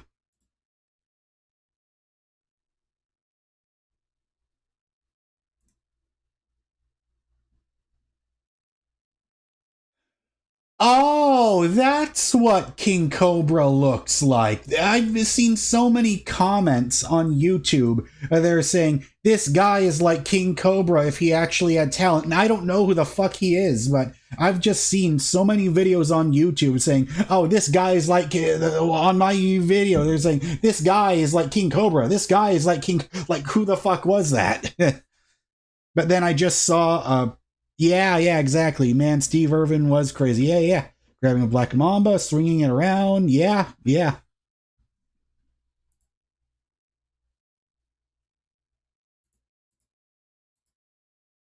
Hey, if you guys want to talk about amazing guitars, like, I'm a big PRS fan. I like PRS a lot, Paul Reed Smith guitars, because they're like if you put Fender and Gibson in a blender. That's why I'm a big fan. I just wish they had more necks with satin finishes, though. Why was Kevin Hart so scared of the ostrich? He's just scared. I mean, realistically, I'm sure a lot of us would be acting the same way Kevin was in that video. Yeah. Yeah. And it was so strange that of all things, it was a stingray that killed Steve Irwin, because I heard normally stingrays don't really attack people like that.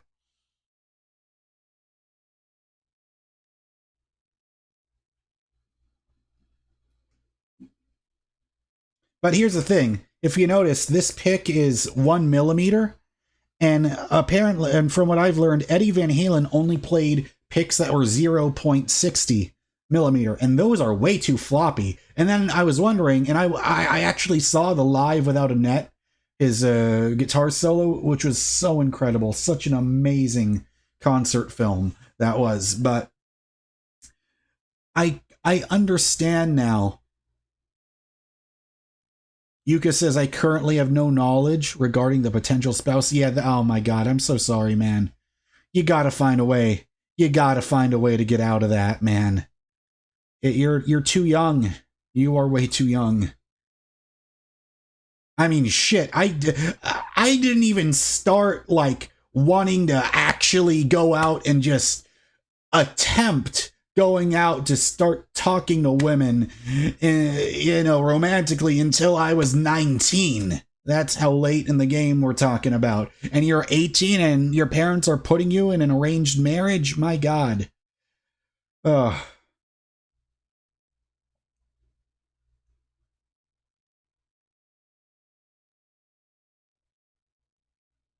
Man, that's such a bummer.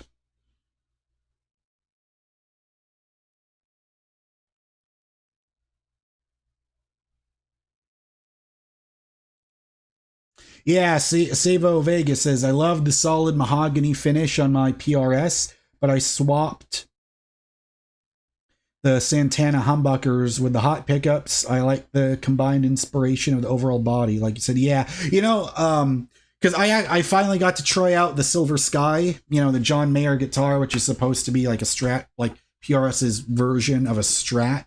And the thing is, it felt almost too much like a Strat. Like normally PRS would always put their own twist on things, but I will tell you though, that Silver Sky is one of the absolute greatest Stratocasters I've ever played. But the thing that because I prefer humbuckers over single coils, I was at a Guitar Center, like, I think maybe this was a couple months ago. There was one that had replaced the neck and bridge pickups with, I believe, with Seymour Duncan hot rail pickups. And that was perfect. I loved it. If I had it, was used for like 550 or $600. If I had the money, I would have gotten it right then and there. But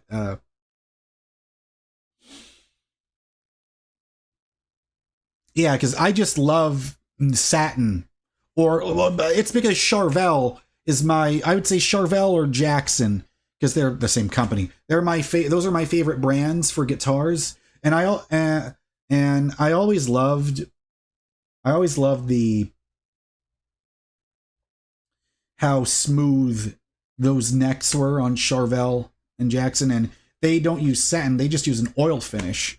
And that's what I would prefer on every single neck for any guitar that I would own in the future.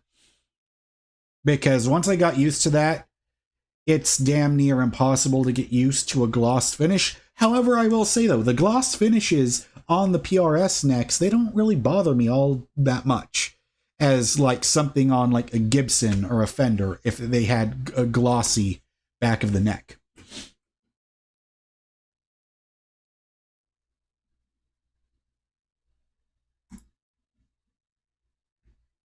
It's so crazy how a video called Trimming My Beard, that live stream had 50 people on there. But, that's the thing. You just got to stay consistent and the people will come, and then I will. But here's the thing. You got to, like what Joe Dispenza talks about, you have to act like you already have like that, in that, you're getting all your income is taking care of you with YouTube. You just got to act that way. And a person that does that would be live streaming all the time. You like the fret inlays on the PRS? Yeah. Yeah, those birds. I mean, if you want to come up with, that was such a great idea to use those birds as the inlays. Like, that's the brand. Browsing and talking about them hurts. I'm too broke to buy any guitars. You and me are in the exact same boat.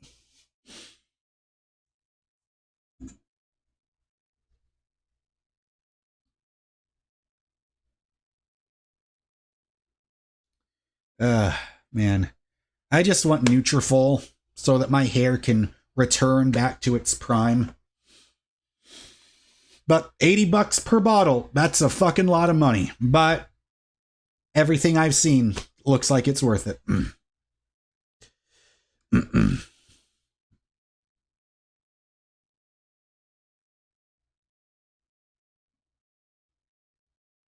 Because I don't know if you can see it. Or maybe it's just some asshole commenters making me paranoid because they kept saying, you're getting bald, stop denying it, you're getting bald. But I don't know, it's like, because it's just, my overall hair texture's thin. But then again, if your hair texture is really thin, then that just means that's like phase 1. So I just want to make sure I get Nutrafol before my hair gets to the phase when that first Avengers movie comes out. I hope you understand the phase 1 joke I just mentioned.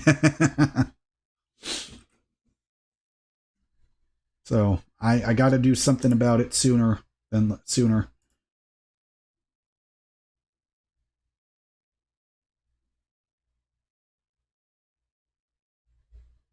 Oh, hey. Oh, Sivo, you are talking my language, man. I love the Jackson Soloist.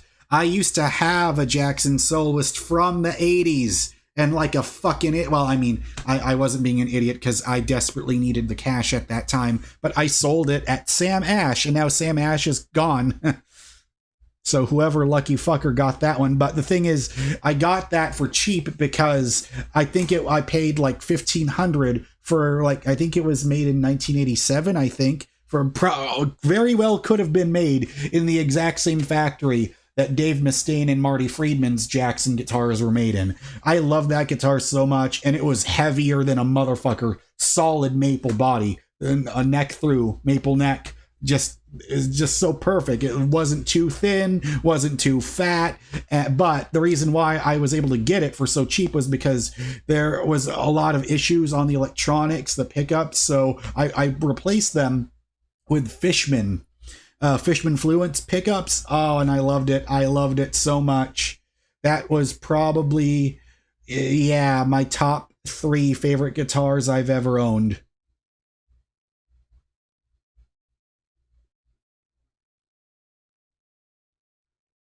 I love the Soloist. Like, I would be joking, of course, but I would be in debt to someone, Godfather style, if someone just gave me a Jackson Soloist, preferably with a fixed bridge and not a Floyd Rose, as a gift. Because, man, that Soloist was just, as that meme, whatever that is. I think that's called the Chef's Kiss meme, or whoever it was. Yes, exactly, Stevo. Dave Mustaine and Marty Friedman are why I play Jackson. Just because they looked so cool in those music videos and like those 90s concerts I would watch. I wanted to play one. But actually, no, I should go further back than that, because my first exposure to Jackson was Def Leppard, Phil Collin. And he still plays them. But now he has the more traditional looking ones. But I love that dinky body shape. That's also why I really love that the Charvel DK24 guitar, because it was the shape of a dinky, but it had like those Charvel appointments, having the 2 humbuckers, single coil, so you could still get your Strat sounds. And I love the roasted maple neck on that thing. Oh man, I miss it. I miss them so much.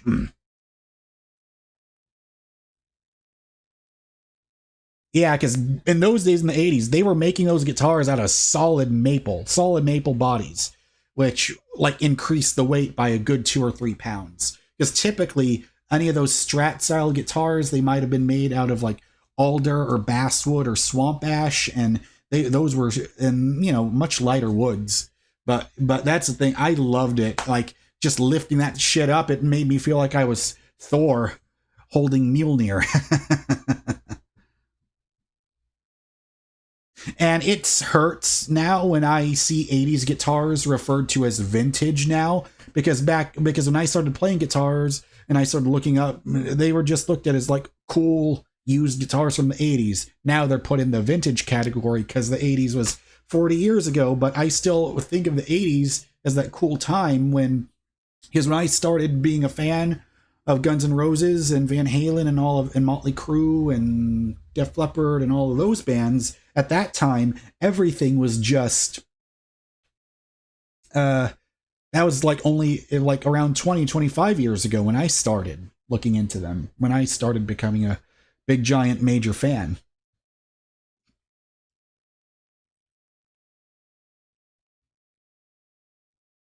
Hello, Bondarenko, welcome. I am doing splendid. Got the laptop back. Sawed Off Human, any movies you're interested in seeing? I absolutely want to see, what the hell is that? I think it's called See No Evil or Speak No Evil. That movie that's a Halt and Catch Fire reunion, because it has two of my favorites, Mackenzie Davis and Scoot McNairy, and of course James McAvoy. But it's so awkward to see Scoot McNairy and Mackenzie Davis as a couple, because they were not a couple in Halt and Catch Fire. I just gotta talk my shit about this. I think now it's been moved off of Netflix because AMC has their own streaming service. I think it's called AMC Plus. For the love of God, guys, please watch Halt and Catch Fire. It's like Mad Men, except it's in the 80s, and instead of the advertising industry, that show is about like computer nerds, or about like the whole PC industry, how it got started in the 80s. It's such a phenomenal show. Amazing acting, amazing writing, great directing, great cinematography. Just please go see it. That's why whenever I see any of those actors somewhere else, I make sure to make it my business to watch those things.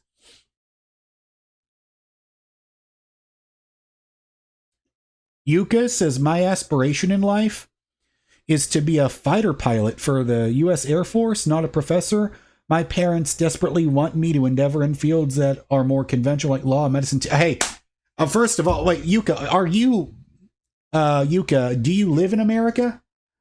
You're talking about, hey, but man, I admire you for, wanting to be in the Air Force. That is amazing. If that's what you want to do, go and do it. Fuck what your parents tell you. Go to the Air Force. And by the way, and I'll just tell you right now, if you go into the Air Force, I'm telling you, I'm pretty sure you might get a much more higher quality women than whoever the fuck your parents are trying to set you up with.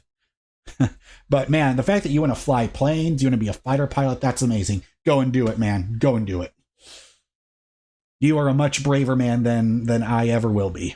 And thank you for your service in advance. Bondarenko says, did you lose some weight? No, I'm the exact same as I always was. Unless you looked at my other videos, I didn't even realize it, just how fat my stomach was, because like in 2019, 2018, during those times, I was so shocked because I'm the same exact weight. It was all just stomach fat. It was all from just drinking soda all the time. And I know that, gaining weight was also a part of drinking.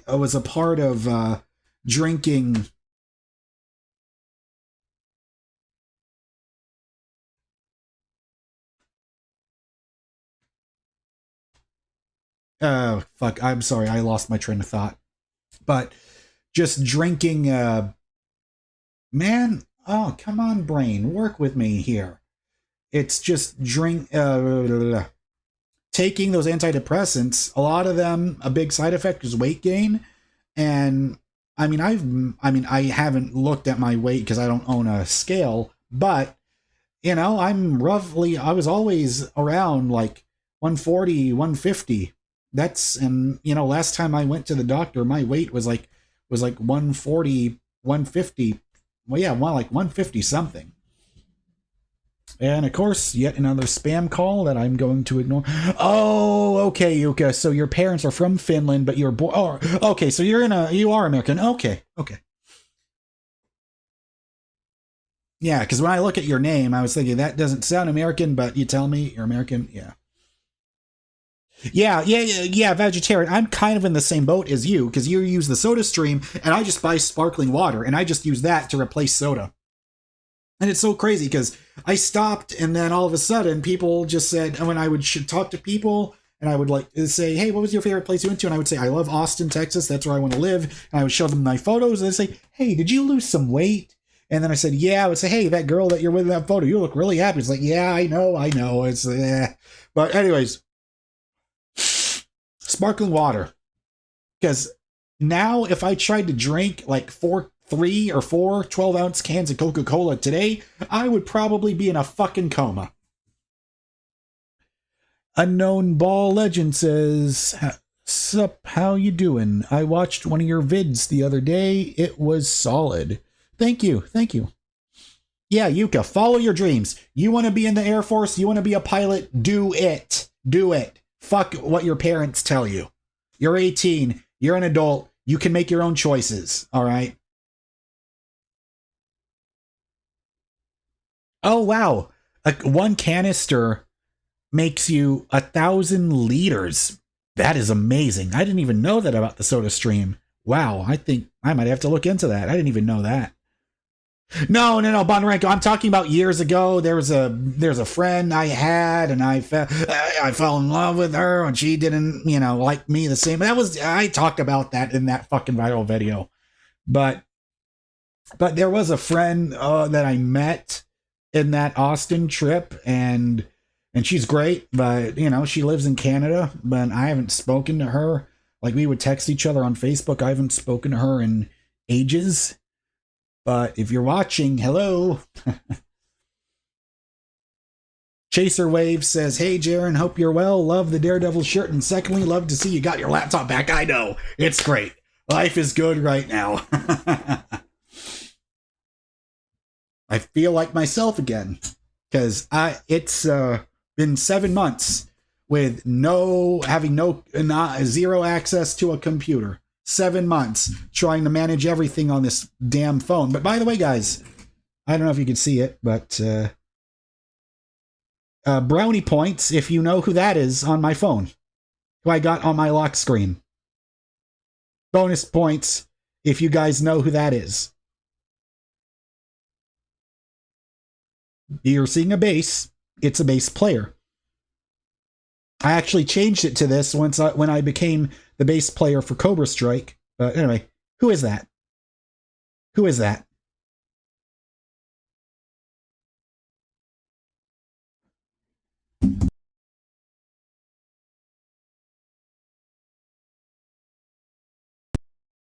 And my webcam got frozen yet again.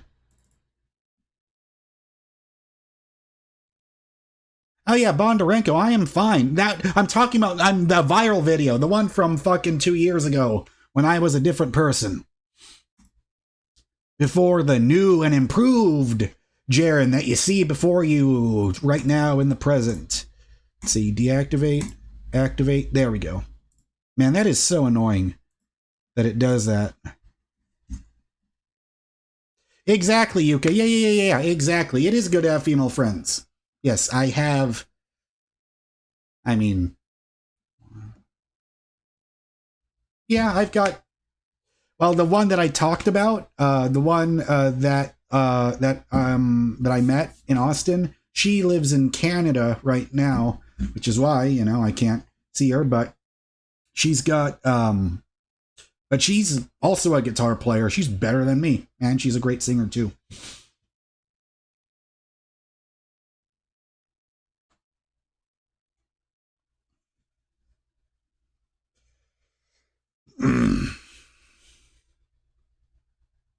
but hey, if you guys want to, but because I have to avoid copyright, because we all remember what happened when I tried to react to Gary Clark Jr. and YouTube pulled the stream down.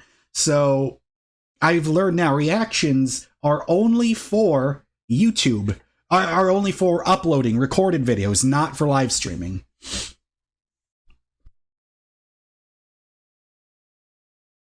But if you want, I could try putting on some headphones and you can only hear me singing, because there's one song that I really want, that I really enjoy, that I want to see if I can do it.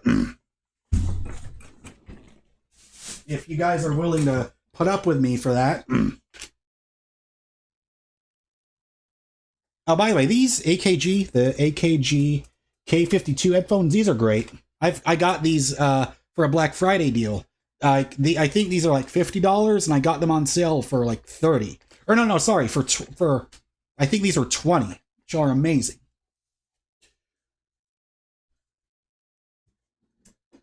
And I always have to remember to keep the adapter handy. But anyways, we're gonna plug this in.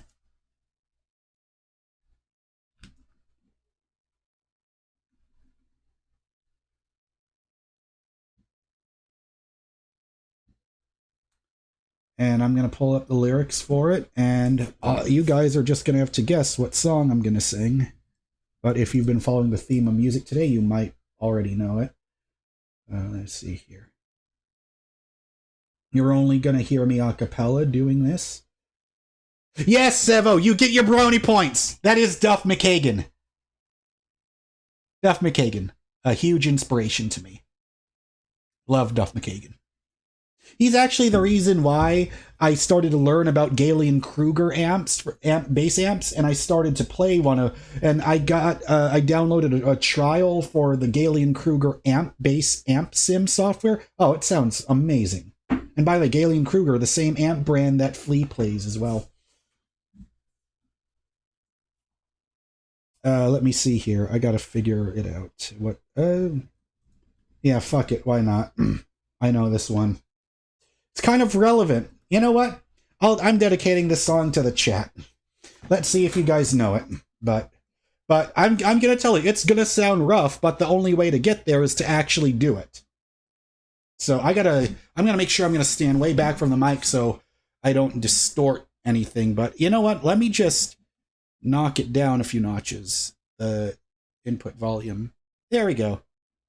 There we go. Because I got to do this one.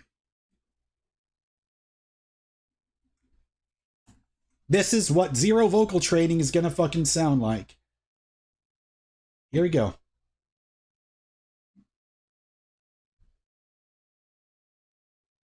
Here we go.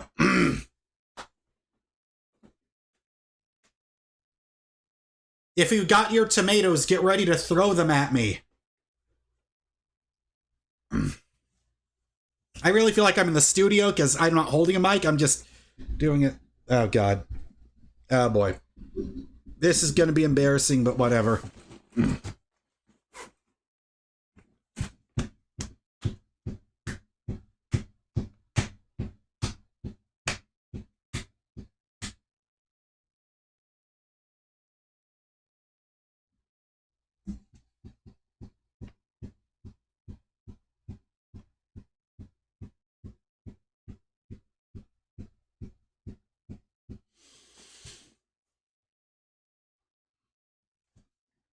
Road runs turn.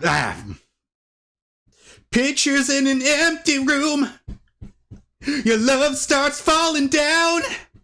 Better change your tune. Yeah, you reach for the golden ring.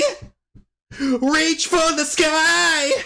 Baby, just spread your wings. We'll get higher and higher. Straight up we'll climb. Get higher and higher, leave it all behind. Run, run, run away, like a train running off the track. Got the truth being left behind, fall between the cracks. Standing on broken dreams, never losing sight. Oh, well, just spread your wings. We'll get higher and higher, straight up we'll climb. We'll get higher and higher, leave it all behind. So baby, dry your eyes and save all the tears you've cried. Oh, that's what dreams are made of. 'Cause we belong in a world that must be strong. Oh, that's what dreams are made of. I'm hearing an amazing Eddie Van Halen guitar solo right now. I hate YouTube's copyright, otherwise I would have just been able to play this in audio, but if you want to know what zero vocal training sounds like, this is it.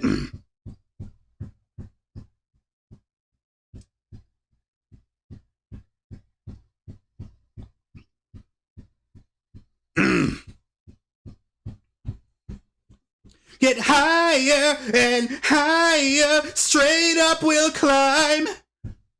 We'll higher and higher, we'll leave it all behind. Oh, we'll get higher and higher, Lord knows what we'll find. So baby, dry your eyes, save all the tears you've cried. Oh, that's what dreams are made of. Oh, baby, we belong in a world that must be strong. Oh, that's what dreams are made of.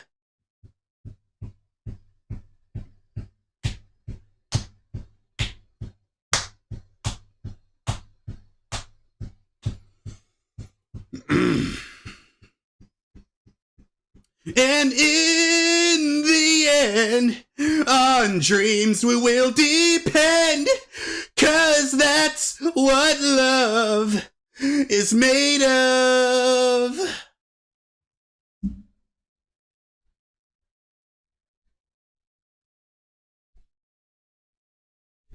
I can't play piano or keyboards, but I imagine that's what it looks like. All right, now I can feel myself sweating like a motherfucker. Okay. Anyway, that was Dreams by Van Halen. And it must be super awkward not hearing the fucking music, but anyways, that's where my voice is at currently at October 1st, 2024, 5:33 p.m.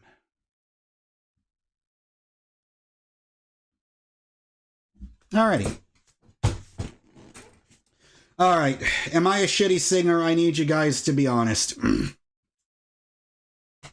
And by the way, Sivo Vegas, you said he looks super familiar. You say I love his Kramer. Well, he plays a Fender. He plays a P bass, but Duff plays a P bass, but it's got it's the P bass pickup with a jazz bass bridge pickup. Oh man, that shit almost knocked me out. Sammy Hagar, what a fucking legend.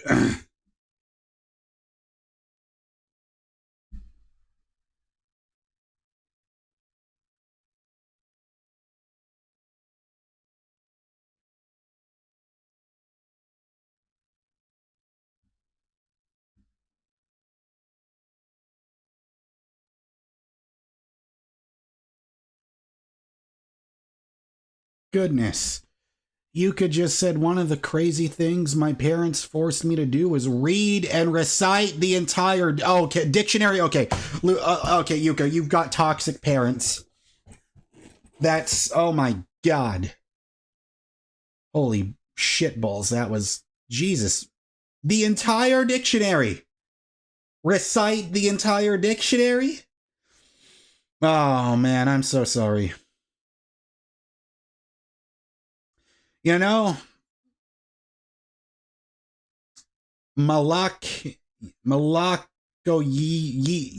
Yishai says, sing some fucking Slayer. Oh my god, you really want to kill my vocal cord? I've never done that. Fuck it. I'm already warmed up. Why the fuck not? And this will be the last one I do, because no fucking way I can cover fucking Sammy Hagar and then Tom Araya back to back and be fine. Tom Araya. Oh, no. Whoops. Slayer. See, but here's the thing though, I'm not really super familiar with the words though. Because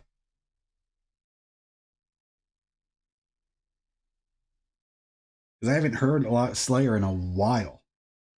You know what? Fuck it.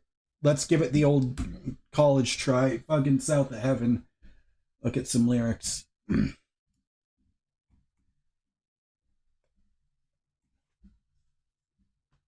I like Die by the Sword. That's a good one. Here we go.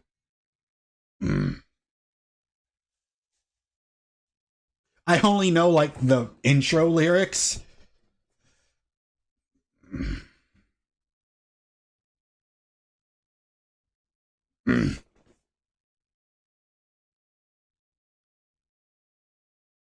So, yes, South of Heaven playing right now in my headphones.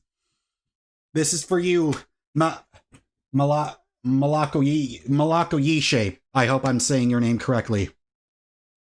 So for those of you just joining in, I'm singing some shit a cappella. Well, not a cappella because I'm hearing the song in my headphones, but because of YouTube's copyright, I cannot let you hear it, but we're just trying to sing because I haven't done it in so long. I just sang Dreams by Van Halen. Alright, whoops. An unforeseen future nestled somewhere in time. Unsuspecting victims, no warnings, no signs. Judgment Day, the second coming arrives. Before you see the light, you must die!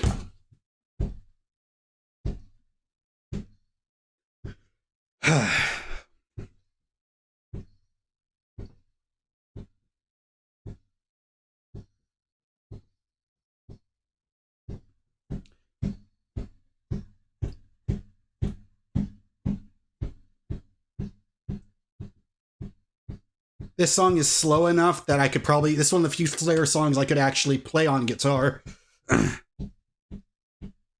Forgotten children conform a new faith. Avidity and lust controlled by hate. The never-ending search for your shattered sanity. Souls of damnation, their own reality. Chaos rampant, an age of distrust. Confrontations, impulsive habitat.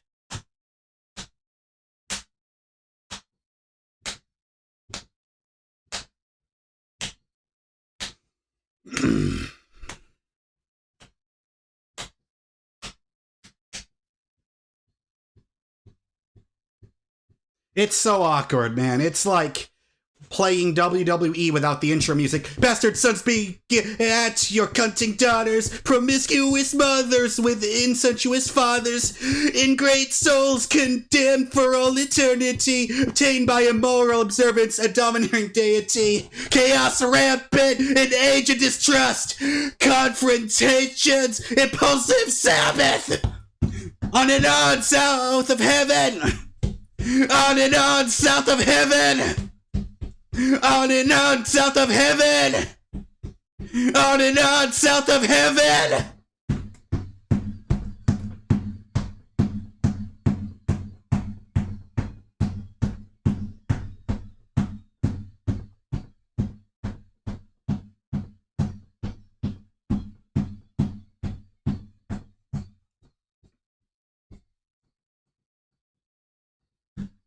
The root of all evil is the heart of a black soul, a force that has lived all eternity. The never-ending search for a truth never told, the loss of all hope and your dignity. Chaos rampant, an age of distrust, confrontations, impulsive habitat. On and on, south of heaven! On and on, south of heaven! On and on, south of heaven! On and on, south of heaven!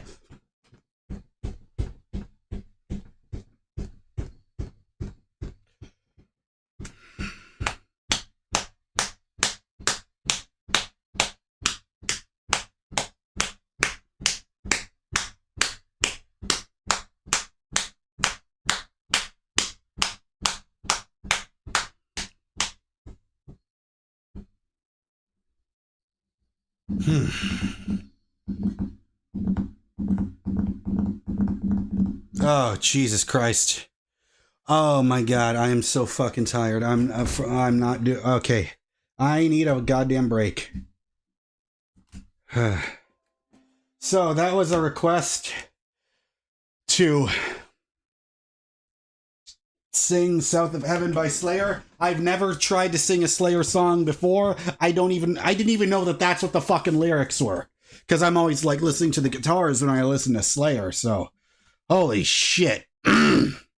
Both extremes. Slayer on the gruff, screaming, low end, and then Sammy Hagar on the high end. Oh my goodness. Yeah, someone just said try to sing and play that on guitar at the same time. I can hardly play slow-ish songs on guitar and sing at the same time. That's eventually, someday. Eventually, just not at this moment. So yes, Ryan, that's what you came back to.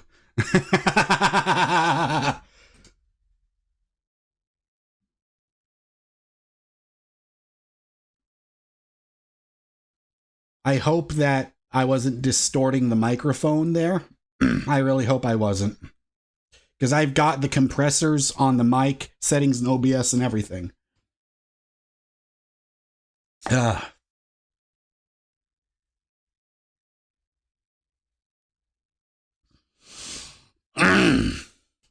Man.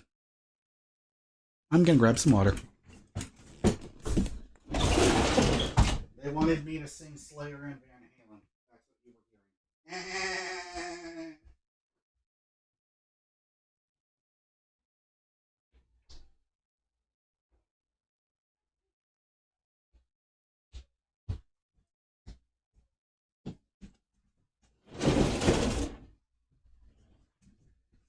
Now it's funny. The door here almost seems more like a door for a train for a bedroom for a train.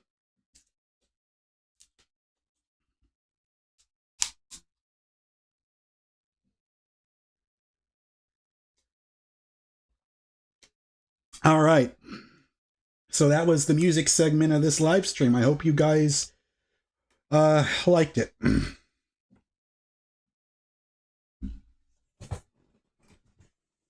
Oh man. All right.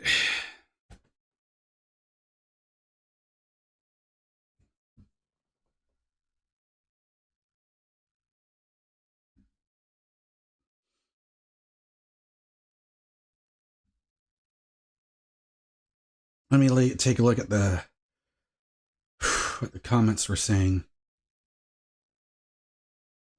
Reverb and EQ settings on the mic. Yeah, I just didn't think about that. Hell Awaits. Close second favorite Slayer song.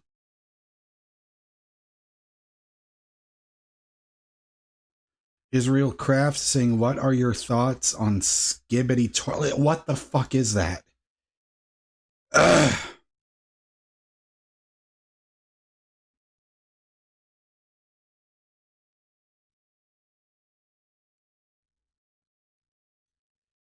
Whatever Israel was trying to get me to talk about, I'm pretty sure, you know what, I think the less I know about whatever the fuck that Gen Z meme shit he wanted me to talk about. God, that word just sounds like something I don't want to fucking know about. Vegetarian says, I'm not a country music fan, but I really like Sons of Daughters, Isaac Hoskins, and Jordan Davis. I've never heard of those three before. Yeah, Chaser Wave, yeah, I mean, I can relate to that. says it's so crazy. I grew up playing and listening to Slipknot, Pantera, and now I make and listen to a lot of jazz and soul. I mean, yeah, I mean that's kind of the way it goes for lots of people. I mean, like me, I always was, you know, the rock, classic metal guy, and now I love. There's so many. Oh man, oh shit. Oh, am I gonna fuck up my voice if I do it? Ooh, shit, I just got tempted because you talk about different genres because the pop song, like you guys should know if you don't know this already. My favorite modern pop artist is Carly Rae Jepsen. I love her. She's in my Mount Rushmore of singers. Moon Mellow says, congrats on getting your laptop.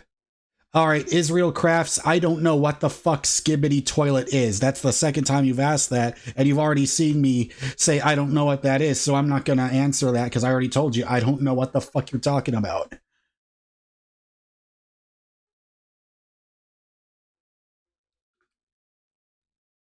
You know, there's this one girl, I mean, not girl, I mean, I'm pretty sure, she's an adult, but there's this one artist that I keep getting recommended a lot where people tell me, if you like Carly Rae Jepsen, they tell me you are, because, you know, if we want to talk about like female pop artists, I love Carly Rae Jepsen, I love Billie Eilish, I love Taylor Swift, like, you know, that's my, I'm also a big fan of, oh, come on. I've already been talking about her. Like, I've been listening to her for so long. It's, or like, come on. I've known Maggie Rogers. She's probably if Carly's here, Maggie's like right there. But, someone is telling me, oh yeah, the stream on mute. Okay. Lots of people are really telling me they told me if that's my wheelhouse, those artists I just mentioned, the people have told me I'm going to love Sabrina Carpenter. I've heard her name a lot. And I mean, okay, if we want to get the superficial shit out of the way, I mean, yeah, she's a hot blonde. I've seen photos of her, but I don't know. Like, I haven't heard her before, but you know, I was willing to give all those other people a chance. So Tegan and Sarah, Israel Crafts, are you excited for Daredevil Reborn? Fuck yeah, I'm excited for Daredevil. It's called Daredevil Born Again.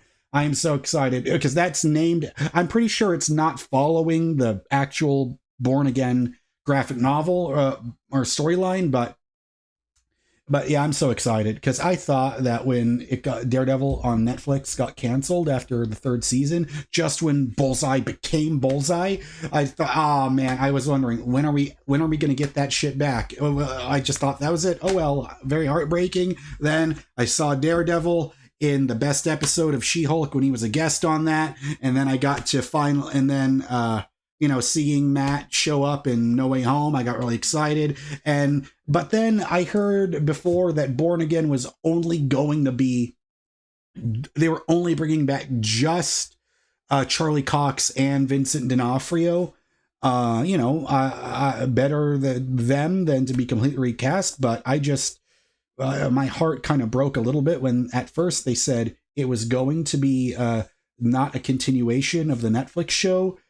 But this was during that time when that asshole Bob Chapek was still the CEO of Disney, and now, as some people in comments like to jokingly refer him to, Papa Bob Iger is back as the CEO of Disney now, and all that shit that people hated Marvel for that's all the Chapek bullshit. Like Deadpool and Wolverine, that was the first entrance of, hey, Kevin Feige got his power back. Bob Iger's is restoring the order back the way things were, and now finally we're coming back. And now we're coming back, and then they said, guess what, guys? Oh God, what the hell is his name? The guy that plays Foggy. Is it Eldon Henson? Something like that.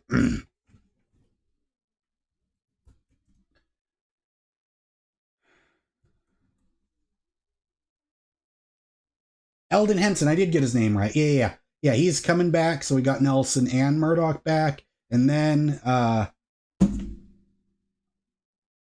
Deborah Ann Wool's back too, and John as Karen Page. So we got our three amigos. We got the three amigos back, and then we got the fucking John Bernthal's back too. Frank motherfucking Castle, the Punisher, is going to be back too. I'm so excited. And I remember Kevin Feige said this is going to be season 1. So he already said we're going to get season 2. Here's season 1, 18 episodes. Yes. In case you were wondering if I was excited for Daredevil Born Again, that's probably like my '1 most anticipated TV show of 2025. Abso-fucking-lutely. Benny, welcome. Spaghetti and Bean says, have you seen Doctor Who? Nope, I have not. I've never seen Doctor Who. I know that's probably sacrilege to a lot of people, you know, being a nerd and loving Marvel and DC and as a person who used to love Star Wars and all that shit. But oh, hey, Vegetarian, Born Again, I know it's going to be good. They brought back the same writers, they brought back the same directors, because because I clearly remember, I don't know if you guys heard about this a while ago, but the writer for that new Daredevil series on Disney Plus got fired because Kevin Feige read the script and was like, nope, fuck this shit. And that's when because I'm pretty sure the same people that were really upset with She-Hulk are the people that were upset with Moon Knight or Hawkeye. I'm pretty sure that Daredevil Born Again, that first draft of it, was going to be in line like that, where it got really short episodes. It was only 6 episodes. Like, the fuck is that? But I'm just happy that he said 18 episodes. And by the way, Agatha all along, surprisingly good. I was not expecting to like it because at first people were telling me it's a musical. I was like, but then I saw it. I liked it. I'm really enjoying it. I'm liking it.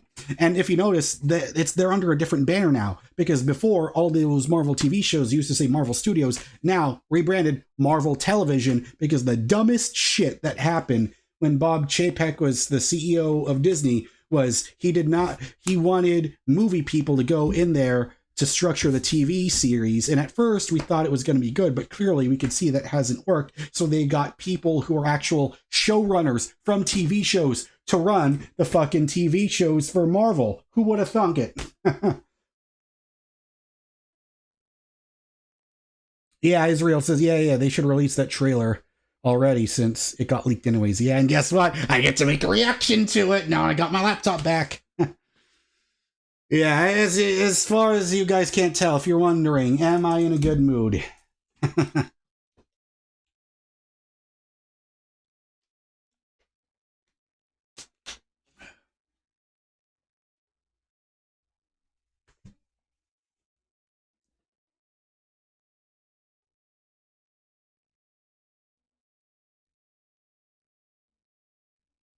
Chaser Wave is saying, I think the 18 episodes got split into 2 seasons. I could be wrong, but I'm sure I read that somewhere. Interesting. I'm just excited to finally watch it. Because at first, when I found out that Eldon and Deborah were not coming back, it's like, what the fuck? It's like the whole show, the foundation of that show is Matt, Foggy, Karen. Like, but now I'm glad we got the whole gang back together, and seeing the Punisher back is that like nice little cherry on top. So I'm beyond excited. And Vincent D'Onofrio and the whole cast was doing interviews at D23, and Vincent D'Onofrio was saying, well, because this is Disney Plus, is the show not going to be as mature and as violent? And Vincent just looked at the interview and said, this is the show you love and then some. So I am happy. Yes. Oh, Bullseye is back too. Oh shit. The same guy, the same actor. I didn't know that. Okay, now I'm okay. You just raised my hype levels even more through the roof. That's amazing. Oh, same actor. Yes. Okay. Good, because I want to see that full Bullseye costume.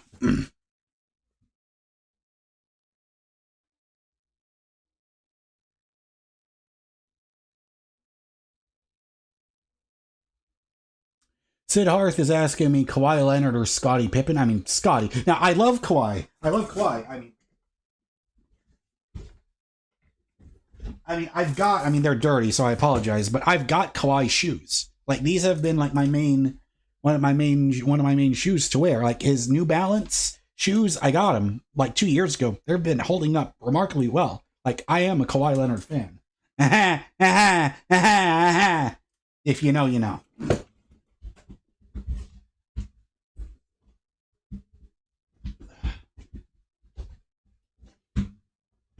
Man, I've got all these pairs of shoes that used to be under the desk, and now I have no idea where to put them all. Israel, I'm not watching anything leaked. I'm just waiting for that full official thing to show up on the Marvel YouTube channel. I don't like to look at leaked shit.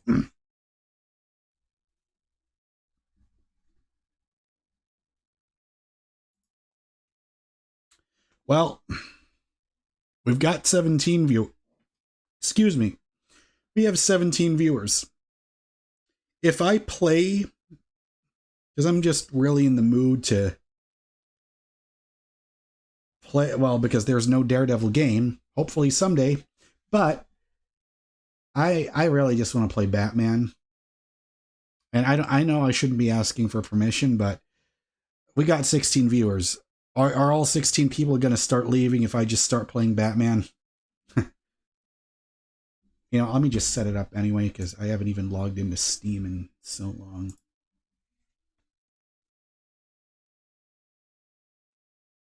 Sifu with mods is the closest to a Daredevil game. Wow, okay. Yeah, I've heard good things about Sifu. I remember the trailers looking really interesting.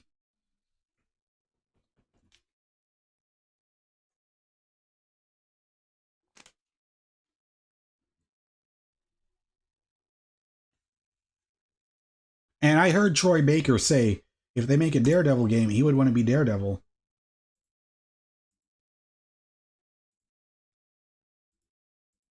What the fuck? Oh, that is so odd.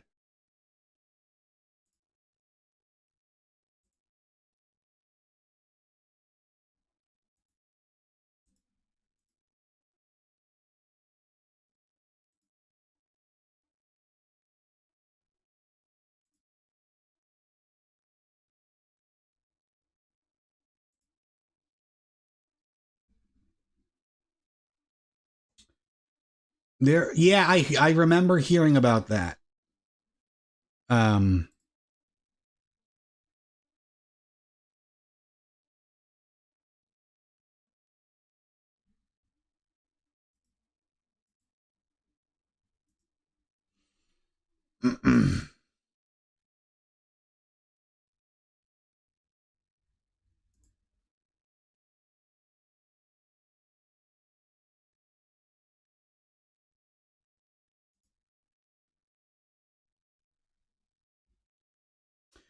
oh, that's right. That's right. I don't have Arkham Knight on here. Well, because I mean I got it on Steam, but it's just, man, that game, it takes up a lot of room.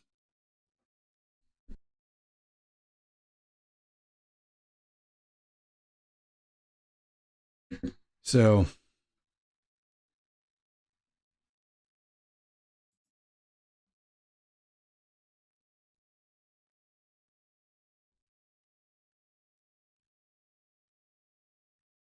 is there a way on Steam where you can make games launch on your secondary monitor? Because that's an issue I deal with.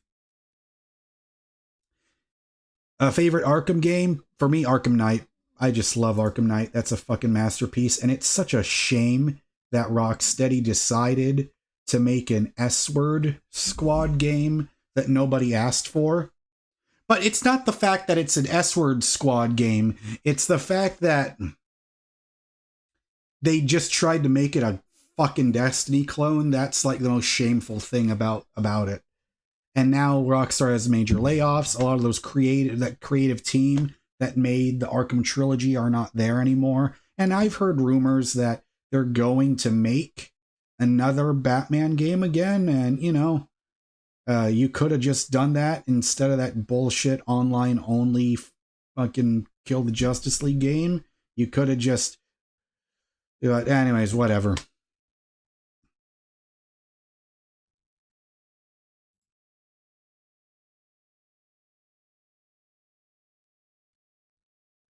Yeah, I mean, but that's the rumor right now is that Rocksteady will be making it, and it's not Sefton Hill directing. A lot of those main guys that were there to make Asylum, City, and Night are not there. So we'll just see. They're Rocksteady in name only, but at the same time, Naughty Dog is a company where they've been able to consistently put out great games. And they've always had different creatives in charge. So, but of course everyone loves a good redemption story.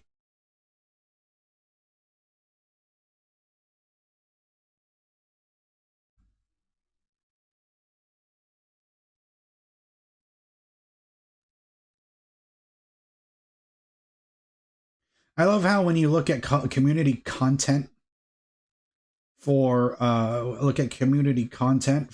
Asylum, I love how when you scroll down, the first thing you see is a screenshot, the full pulled back camera wide shot of Poison Ivy.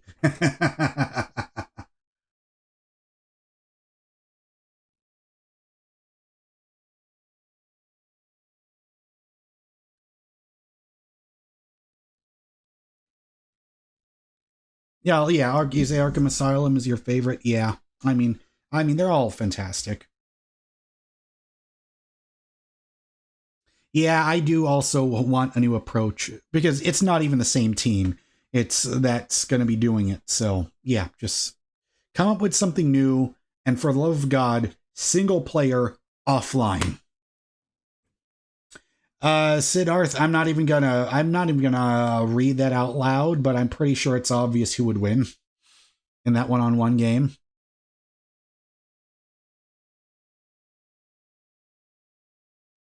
So,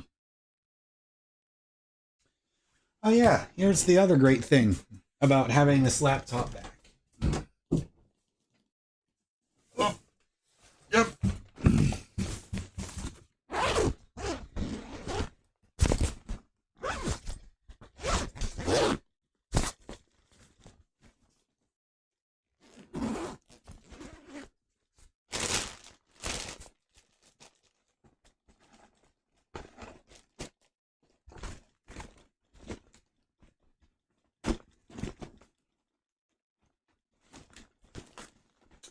Man, there's so much shit in this backpack. It's just crammed. There we go. Oh, it's so nice to be able to use this again.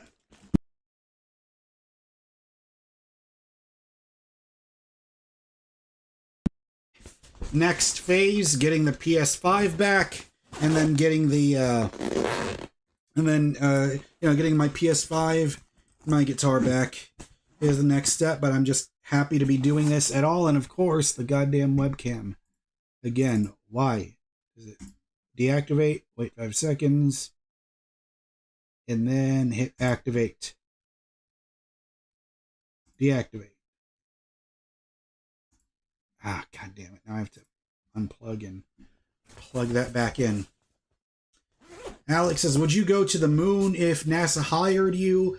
No, because I don't want to die. Very different. That's how that statement right there is very different from how I was in 2022. But yeah, I have zero desire to go to space.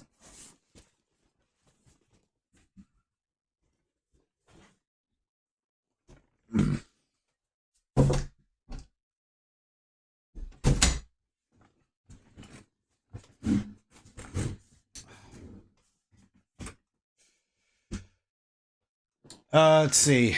What's the specs of your laptop? First of all, that would be more a question for Mo, because he understands way more about computers than me. But my laptop is old for running modern stuff. It's modern games at the very least. It's 2019, and I don't know what the fuck is going on with the webcam. And this is such a pain in the ass. Okay.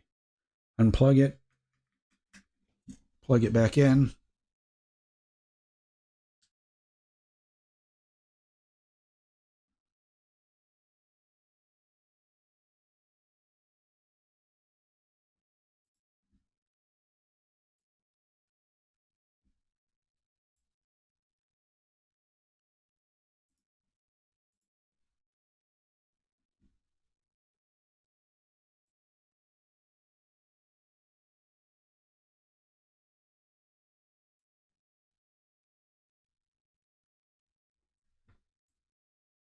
No, that's not it.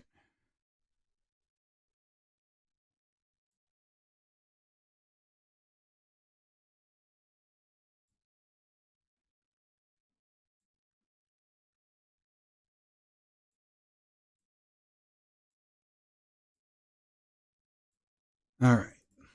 Now, let's see here. Now, I'm really wondering how... Anonymous, we're not talking about that subject. We're just not, okay? Just look up Healthy Gamer GG. Or actually, you know what?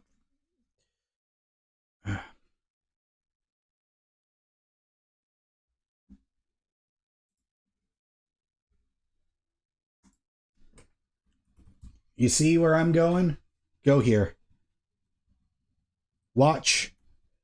Before you even continue watching this stream, watch this. All right? This guy. I recommend him more than anybody else. Dr. K. Dr. K. Healthy Gamer GG. He is... I'm trying to find... I'm trying to remember. Right here. This video. All right, Anonymous, this video. All right, and just to make sure you can see it, I'm pasting the link in the chat. Watch that video, listen, and truly listen and absorb every single fucking thing he says in that video, okay? All right, now, I'm trying to figure out, is there a way to get this, the properties? Is there a way to just let this, oh, launch options, okay, because there's got to be a way to get this to run on the just the second monitor, or to get it to launch on the second monitor, I should mean.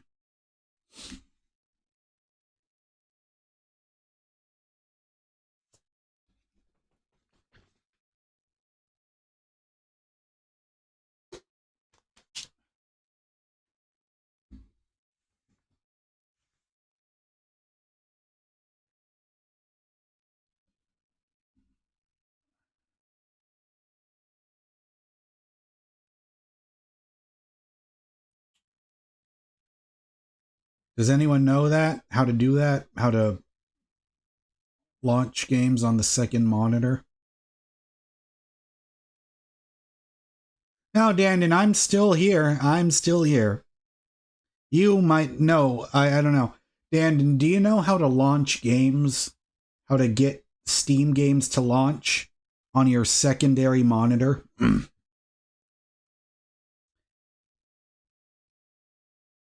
Yeah, hey, actually, Dandon, I don't know if you've got time or not, but yeah, like, this is the one thing I'm trying to figure out. Like, because anytime I launch a game on Steam, it always goes on my laptop screen, but I'm trying to get it to just launch on the secondary monitor. I'm sure there's probably some ways to figure that out. Let me see here. How to launch Steam games. Oh, there we go.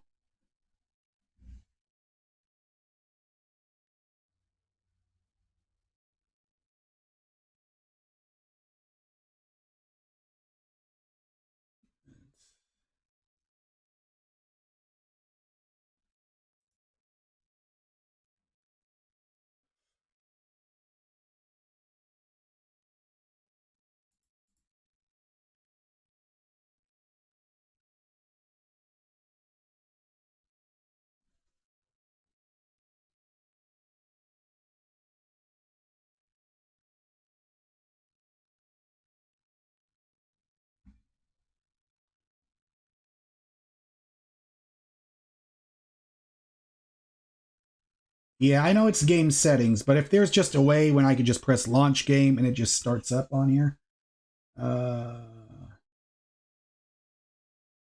Type dash adapter 2.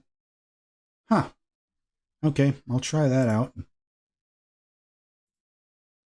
Oh. There you go. Just sign your life away. That's how it's always like. Dash adapter 2. Okay, I'll try that out. Dash adapter 2. Okay. Or oh, space.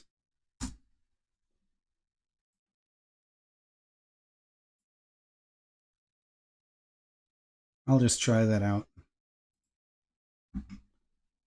All right. Well, here goes. Or actually, first I should.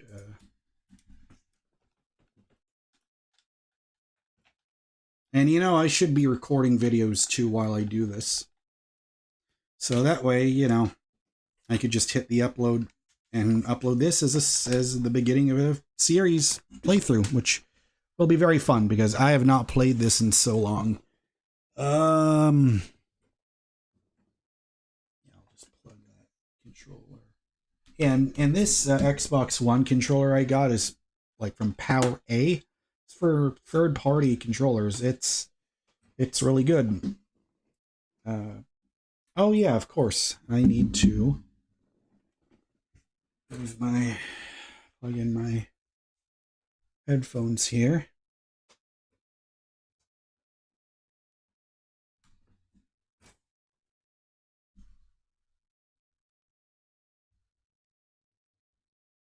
All right, I'm gonna see if this works.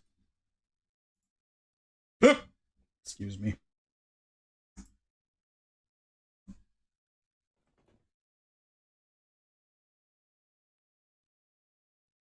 Please work.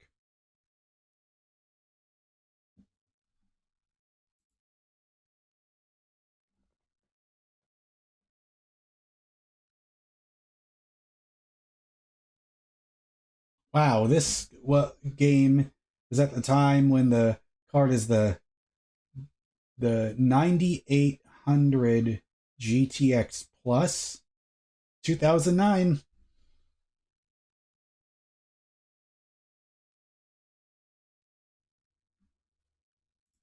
All right, well, this should be running buttery smooth because it's from 2009, but it's a good sign when it actually started on the second monitor with here.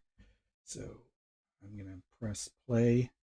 Dan, I fucked. I cannot sing again. Maybe if we're so like later on, I could and try. I can't promise anything, but I need a break after singing Sammy Hagar and then Tom Araya back to back like that.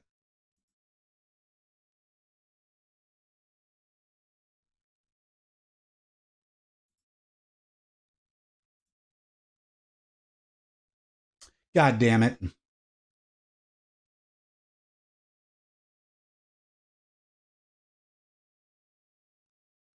Okay then. Well, looks like I just have to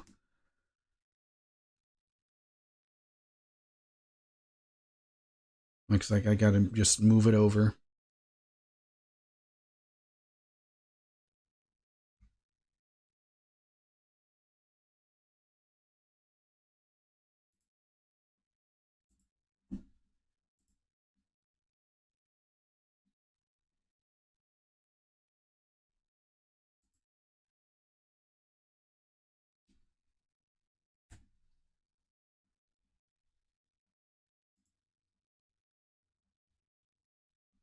All right. How do I... Oh, shit.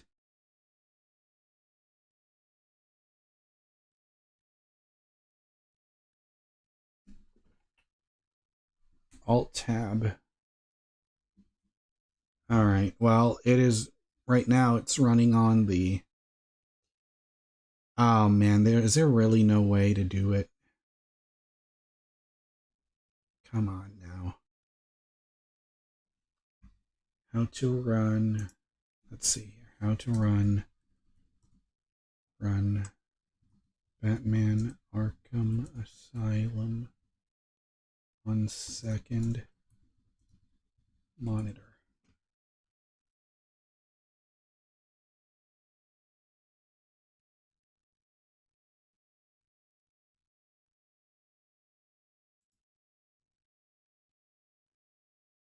Okay, nobody answered that one.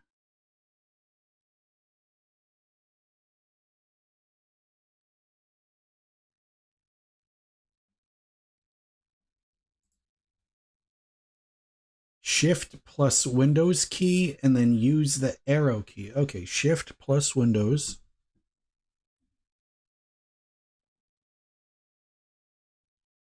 Huh. Okay, let me try this out. Shift plus Windows plus arrow. Holy shit, that does work. Wow.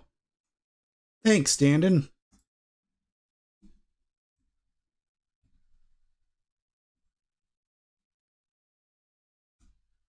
Okay, well that worked for moving a window, but damn, I'm doing it. It's not working.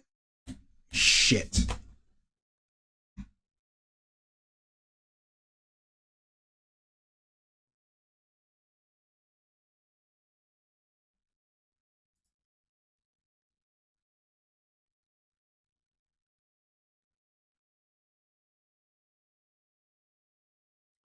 Well, I guess the only way to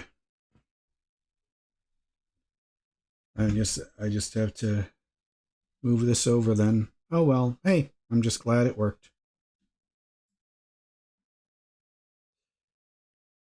And then let's see here. And then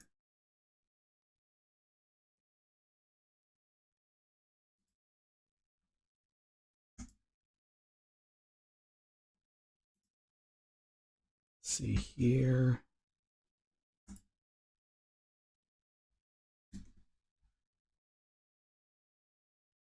It's not running. Oh, there it is. There it is.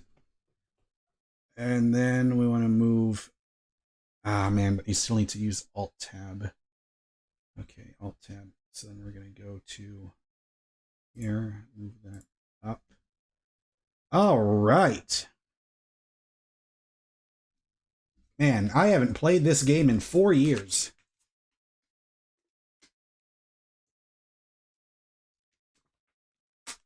Go to display settings. Yeah, because or maybe I just have to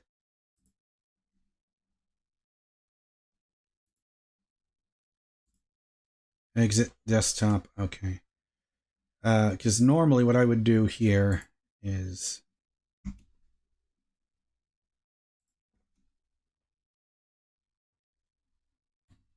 so what I would do is I would have to play. If I hit play again, settings. It just says full screen. Oh, full screen, no. Okay. That should work. Full screen and then pressing no. All right, let's try this again.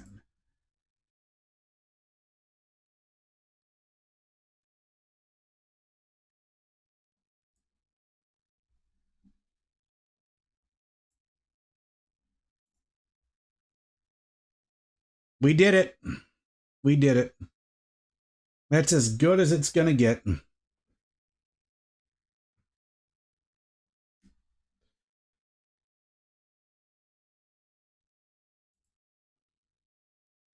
Because right now, like, it's maximized, but I'm... Whoops.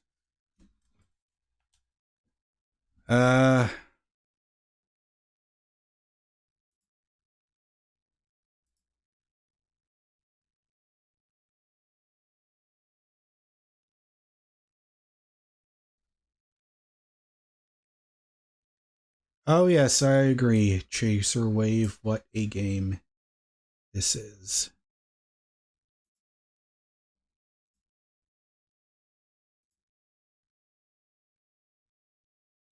Now, if I use game capture, though...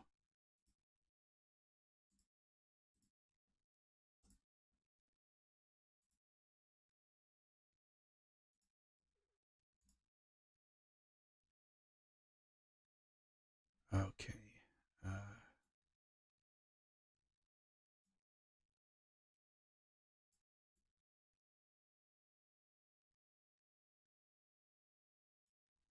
Kind of strange.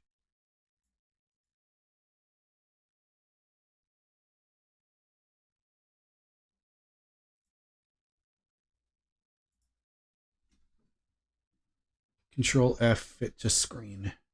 All right, we are in business now. All right, I got to use the bathroom. I will be right back. All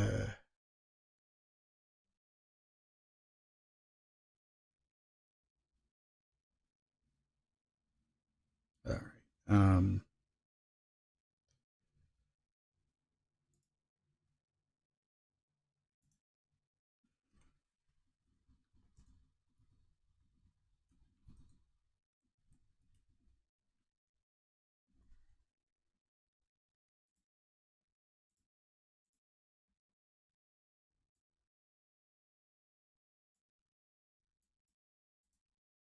Man, oh, it's all coming back to me now. Like riding a bicycle.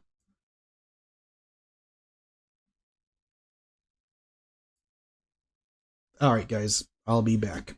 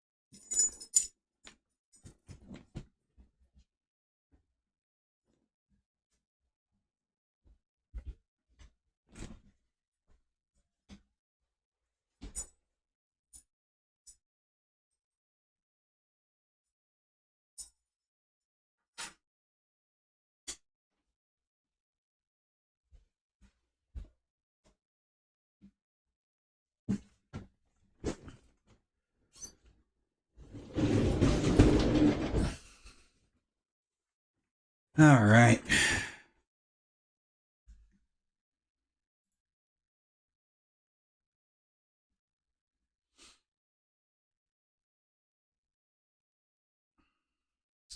Now I'm wondering why you can't hear. Is it because I'm not clicked on it? Or yeah, because I can't hear it.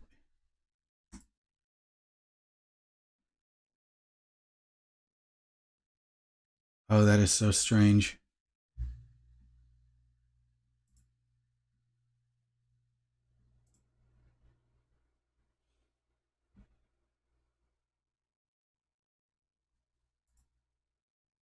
It's really strange to me. How come the game, or I mean, why you can't hear the game audio, or it's just desktop audio, or I guess you just need to put in a new source. Testing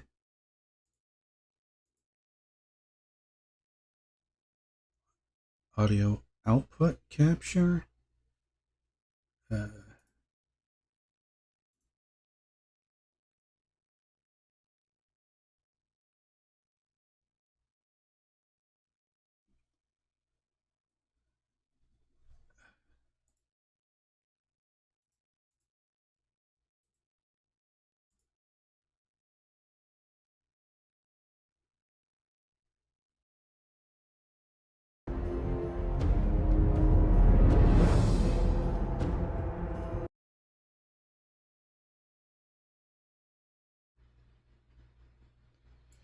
Now, okay, so now if I look at the filters on here,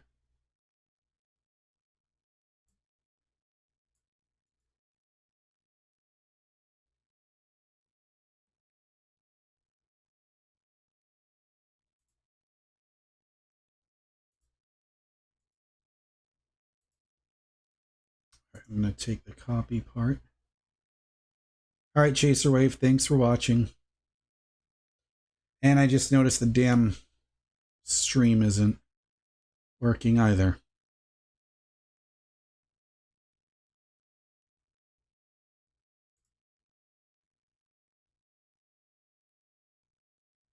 Let's see here, advanced filters.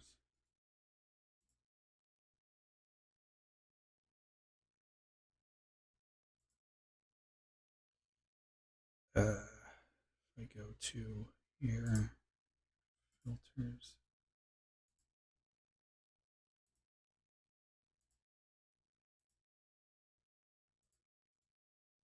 Yeah, copy compressor settings. Gonna add it here.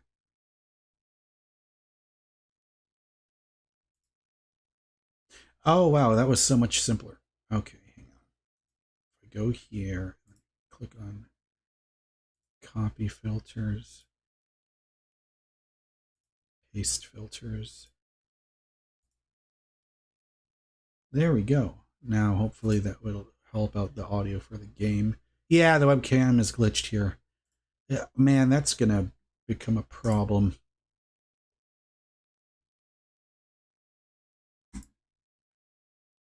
And of course, shit.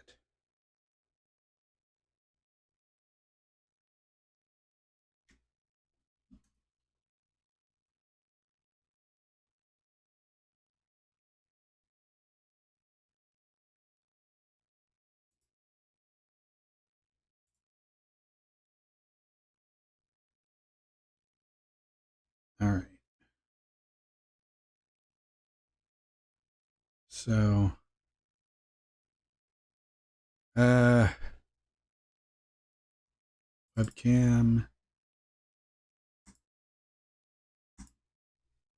All right, back in business. Okay. Jan says, love your videos. Big fan here. Thank you.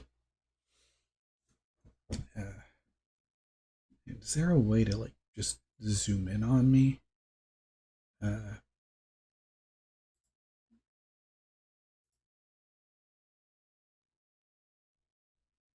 No. How do I zoom in? Webcam. For your video. Zoom. Okay.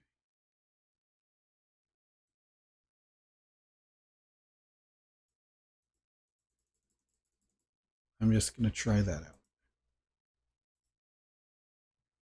Okay. I think that should be fine. And now we're down to 9 viewers because I'm trying to figure out how the fuck to use OBS all over again.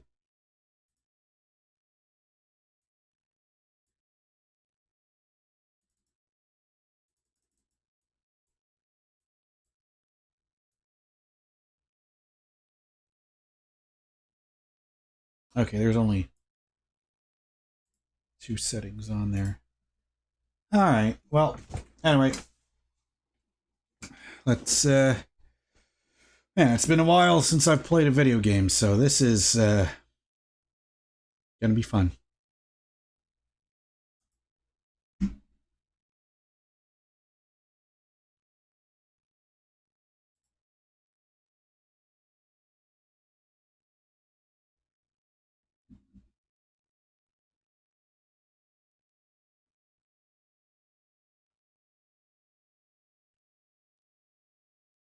I really should change the title of the stream.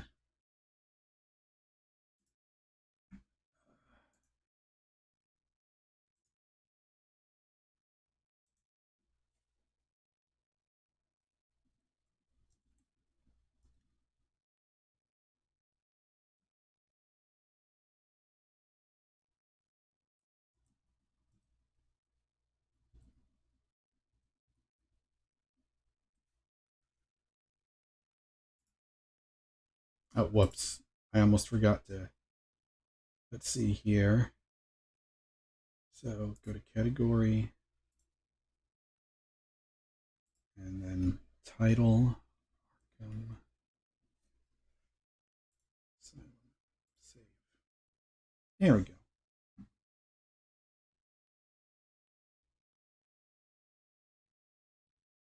All right. So now let's see if this damn thing works, shall we?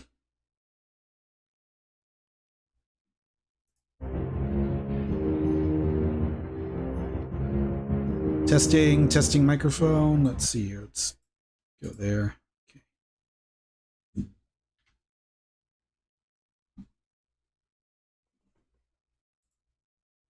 Hello, everyone. It is me, Mr. Gaming Guitarist, and we are about to play the beginning of one of the greatest franchises of all time, Batman Arkham Asylum.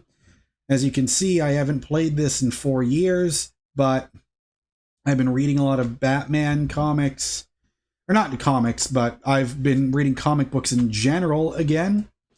And now, and after, you know, finally getting my laptop back from the pawn shop after 7 months, or not, it wasn't been 7, whatever, that's besides the point. Let's just jump in. This is Batman Arkham Asylum. I'm doing this in the middle of a live stream, so if you're seeing me like talking, interacting with the chat room, that's why.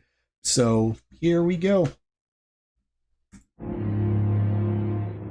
So yes, this will be a separate uploaded video, but it's all done as part of the live stream. Yes, we want subtitles. Yeah, I think that's good enough. I never really need to mess with brightness settings too often.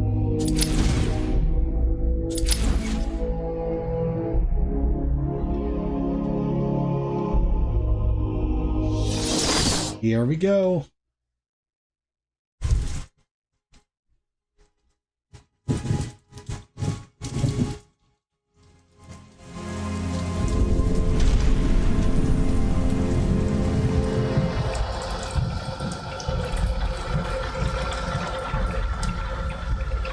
I haven't seen this in so long. But yeah, I remember renting this from Blockbuster on the Xbox 360. Batman is now en route to Arkham Island.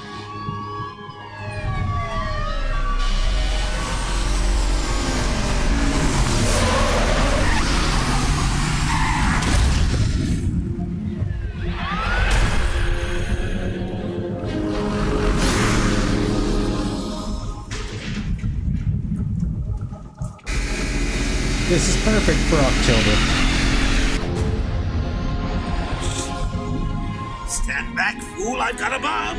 Huh? All right.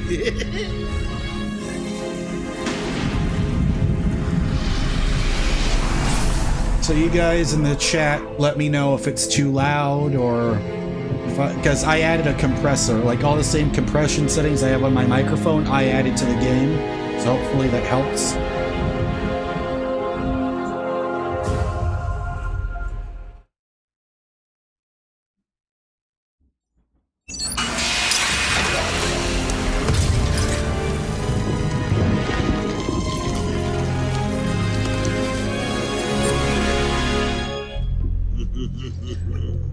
Hey, Sharpie. Love what you've done with the place. That's Walden Shop to you. Bowles! Yo, Frankie! How's the wife and kids? You miss me? Shut it, clown! A lot of people here really want to talk to you. Really? I don't mind walking. Ugh. Not so tight, boys. You'll crease the suit. Get that filthy degenerate out of here. Warden, something's not right. I'm going with him.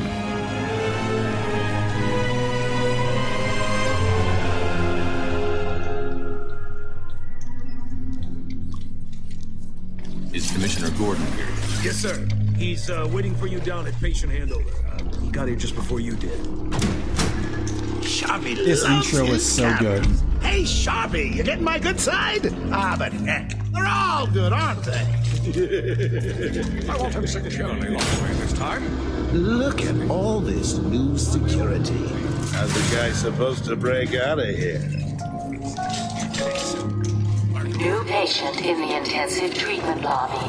All non-essential staff to vacate the area. Oh, it's always nice to return to my sweet little hacienda. Yeah, Kevin Conroy and Mark Hamill. It's like peanut butter and jelly. You can't have one without the other. Scan initializing. You know what? I prefer the good old cavity search. Much more personal. Got a red light. Multiple prohibited items. I want you to search again. It's not the patient. It's... Ooh, would you sneak in with your bats? Come on, tell me. Batarangs, bat claws, bat snacks. Scan is green on Joker. Open the gate. Get him out of there. I want weapons on him at all times. Not let him out of your sight. There'll be time enough for you later, Cash. Speaking of time, tick-tock. Is that a crocodile I hear? What's up, Doc? Pencil me in for tomorrow at 4. We've got a lot of catching up to do. Keep behind me. Hello, new patient. This is Quincy Sharp, Warden of Arkham Asylum. Ooh, it's my favorite show. I'm Warden Idiot. You'll never escape. Psychiatric Evaluation and Rehabilitation Center. Hey, criminally insane. Situated on a small island in the Gotham. Hear about Black Gate, boss? Shut up! Go, get you soon, boss. Shut it and keep moving. The state of the wiring in these federal facilities is, well, it's shocking. My boys over there could have been hurt in that unfortunate fire. Just gotta check your prisoner, Officer Bowles. Whatever, just be quick. Only following procedure. No, patient seems to be in satisfactory condition. Looks like he suffered minor lacerations, probably in the last 2 hours. There seems to be... Need to take my temperature? I'd be happy to drop my pants. He's all yours. Get him out of here. He's good. Get the door open. This is just pure nostalgia for me, this whole Alert in intensive opening. treatment. Category 9 patient in transit. Pacification system Depending active. on Shoot to what the kill views are permissions like, granted. is normally whenever I upload videos and things, You are the lady. We got another psycho on the way. You just gotta keep going. Can you smell the excitement in the air? Oh? Must have been one of the guards then. Croc, old boy! Is that you?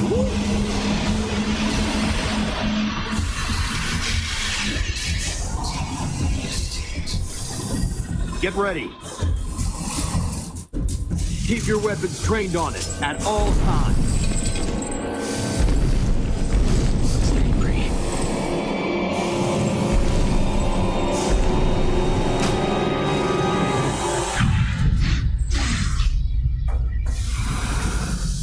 What's it doing? I've got your scent, Batman. I will hunt you down. Get that animal under control! A toy collar won't stop me from killing you, Batman. I'll rip you apart. Eat your bones. Yeah, I'm always trying to make sure that That reminds me, I really need to get me some new... Okay, move up. the videos. Man, I'm forgetting.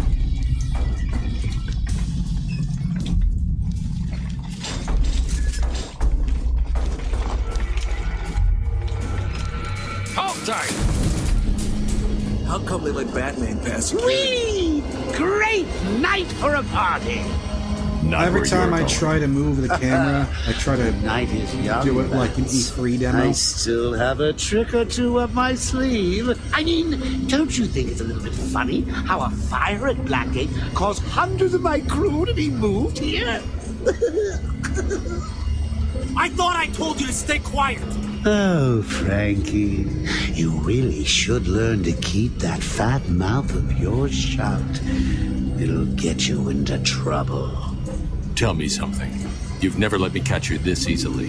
What are you really after? Oh, nothing much. Hundreds dying in pain and fear. All their meaningless lives brought to a horrifying conclusion. Are there still people All thanks to you in the and chat? Book of Because it doesn't seem Was to that be the answer you updating. wanted? All patients should avoid contact with prisoners. That pisses me off when it just says Batman created by Bob Kane, when it's clearly Bob Kane and Bill Finger, but this is before they What's he started doing? doing that. Stay where you are. Get a flashlight. Get a light on him. Our institution is temporary. What? Don't you trust me? Our guest has arrived. Intensive treatment. Lower floors are now at level red alpha. So, you're back. You killed 3 of my crew and you Oh, you busted guys are out of still here. there. All right. Only Cool. 3? I'll be sure to try harder next time. What say we aim for 100?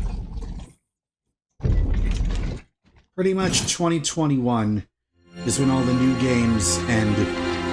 When for this laptop. Long night, Jim.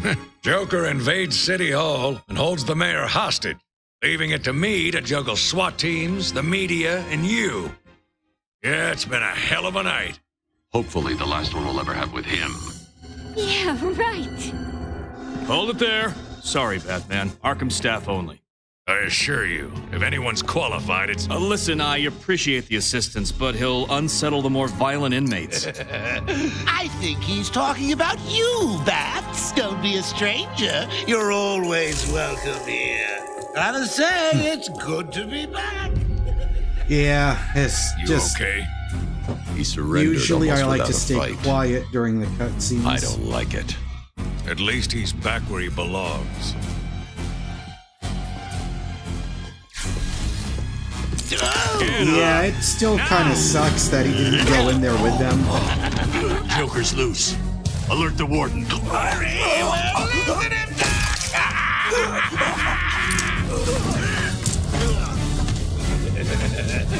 The joke's on you. Ta-da! Honey, I'm home. Come on in.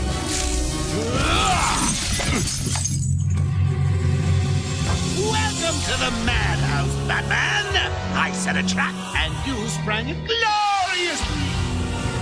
Now let's get this party started. Oh boy, I haven't done this in so long. Ladies and maniacs, I apologize for this interruption to your regular entertainment. Up until a few seconds ago, Okay, I still got it. everyone in the room and their bunch cartoons. Holy shit! Right trigger plus the Y button. I still remember that from the ground takedown. I haven't gotten hit once. AC says, glad you're doing well, homie, thanks. Alright. I still, oh man, the instincts are still with me. Left bumper. I got the nicest to go. Evil display.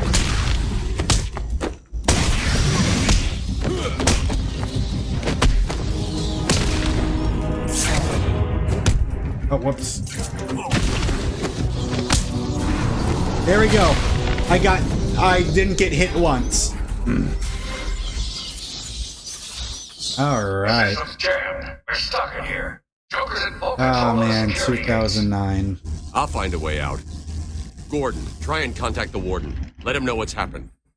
I'll be back. Don't make promises you can't keep, Bats. I'm in control of the asylum. You're not going anywhere I don't want you to. Understand? You know... If you think I'll let you run... Blah, blah, blah. Always with the hero speak. Ooh, I'm getting bored of watching you. Why don't you just come find me? It's still a shame. Or at least correct me if I'm wrong. It's a trap. Of course it is. It's always a shame to me what... Alright, yeah. We know who Gordon is. Alright. That's right. Yep, left trigger. Quick battering throw. Yep. You know, sorry, for a game that's... Hell, okay, so when was this? 2009?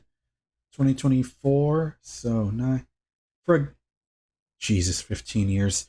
For a 15-year-old game, it doesn't look as old or as outdated. Now, to be fair, this is the PC version, so...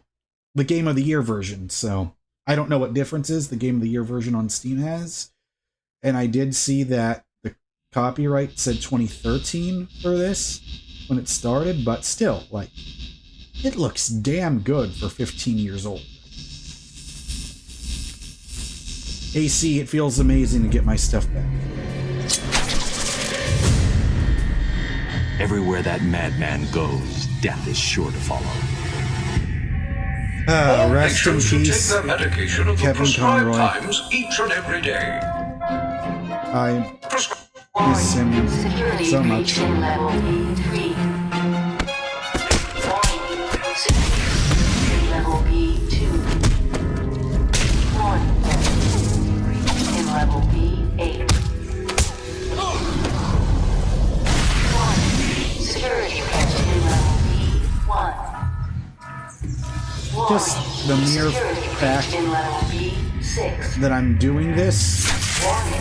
Security breach in level B4. Hey, Batman! Over here! Security breach in level B3. Warning. Security What happened? breach in level B4. Joker happened. You're lucky to be alive. Must have gone this way. Door's jammed. I'll try and get it open. We need help in pacification. I repeat, Now, we need backup in now, pacification. unfortunately, that Hear this? Kevin Can you hear Conroy me? I'm with Batman. Hello? is Where are they? Back down there. You need help?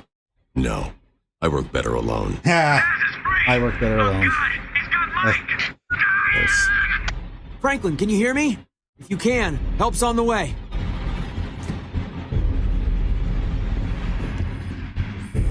Yep, and there comes. Here's the thing, like, I'm glad that the Pattinson movies is now its own universe, and I really loved it. But I will say, I'm just really glad that that we're getting in the DCU timeline, we're getting a new Batman who's, you know, kind of reminds me of this version of Batman, where he's already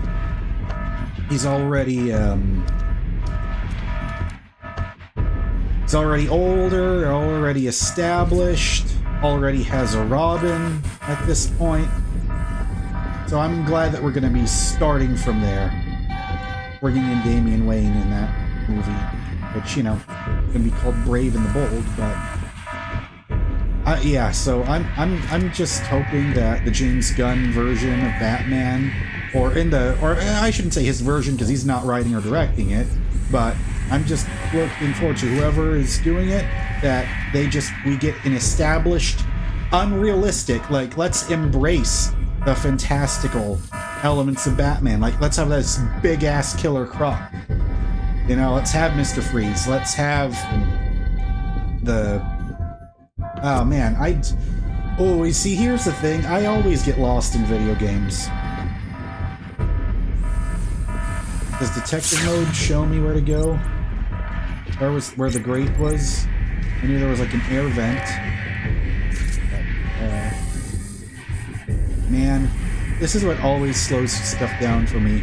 AC says just started God of War 2. Really fun so far.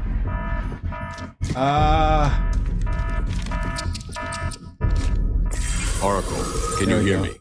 Yes. Yeah, and this game is how I first found out about Barbara Gordon.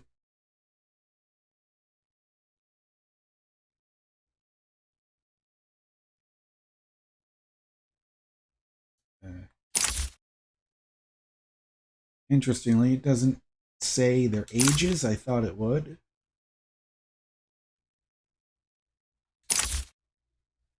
Yeah, because I'm wondering, are we going to have Batgirl in the DCU, or is it just going to be just Oracle? Because James Gunn already said the Brave and the Bold movie is going to set up the whole Bat family. So, you know, having Damian Wayne there, which means it would be really exciting to see Nightwing in live action.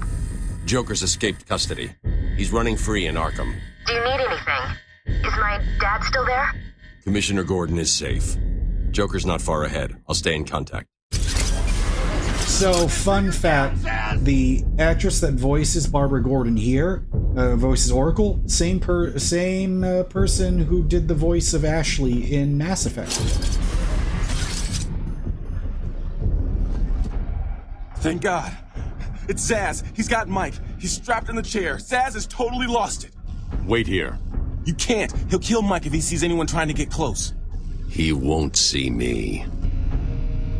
I see anything that looks even a little bit like a bat, and this guard this game was also dies. my introduction. Do you hear me? To Zaz as well. You know, I know a lot of people hated the Gotham show, but that was on Fox, but I really like the way that I actually kind of liked their take on Zaz over there. The Telltale one was good too.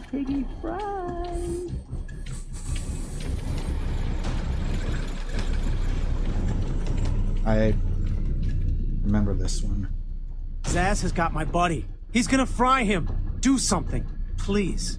Keep him occupied. I need to get behind him. He's done nothing. Let him go. Yeah. Oh, first appearance 92. Okay, did not know that. That's funny. I love how it says hair is blonde, but it's but he's bald. Got to get close enough to Zaz to strike. He'll see me coming on the ground, so Wait I'll a minute. stay up high.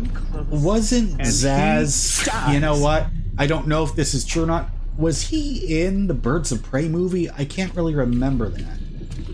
Look. Oh, These old yeah. gargoyles should be able to support my weight if I grapple up to them.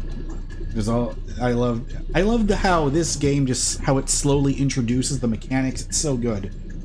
That, like... Yeah, it was a 10 out of 10. And it still is. Really, I kind of miss having this more closed, more contained linear version of a Batman game. Really, I would like to see the next Rocksteady Batman game be something more like this, a little bit less open world, because I'm getting sick of everything needing to be an open world game.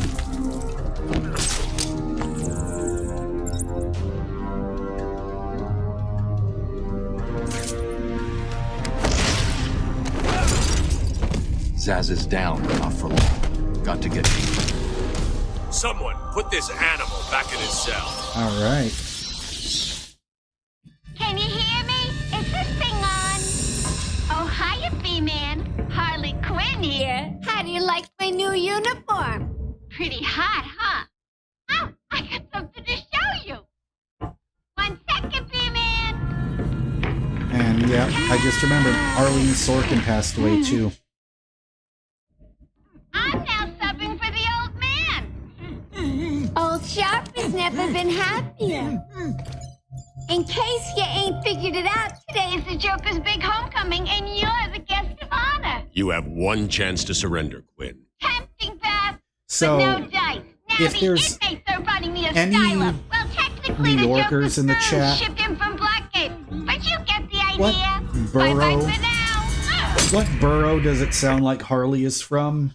Is that like Bronx or Queens or whatever? Oracle, I'm here. Arkham Asylum. Yeah. Oh, okay. So the first comic with Harley was in '99. Okay.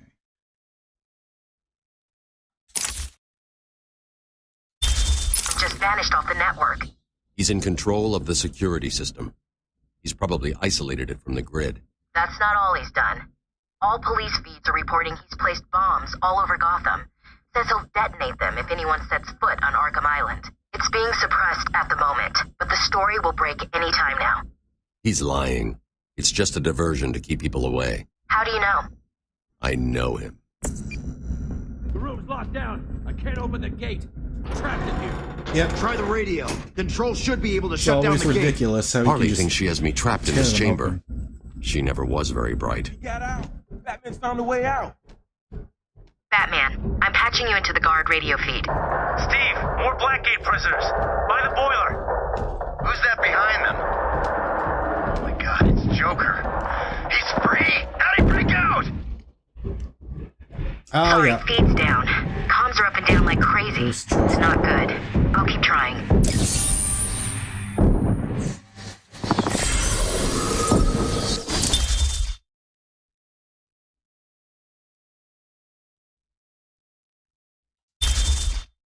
I'll just say I couldn't stand those Riddler races in the Arkham Knight. That was probably my most hated part of that game.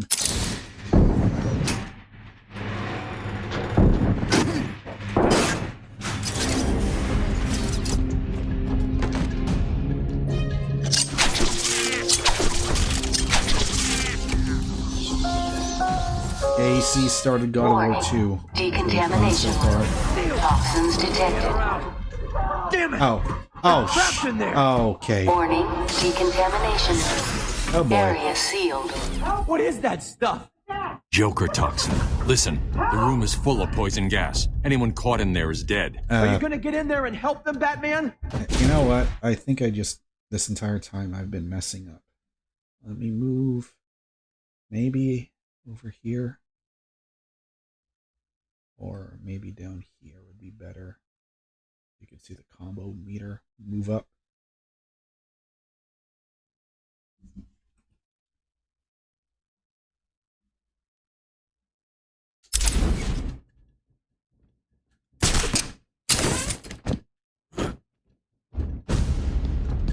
I think I can still see people alive in the room.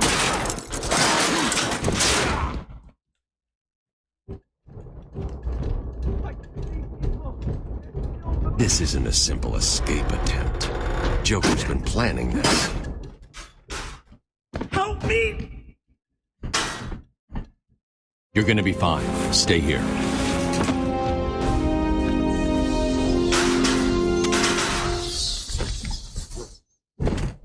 Oh.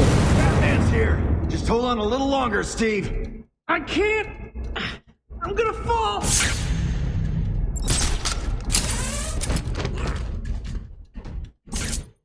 I'm going after the animal who did this. Batman, the extraction system. Steve was trying to get to the control panel at the end of the room. Oh no. I can't believe he left me here. That son of a...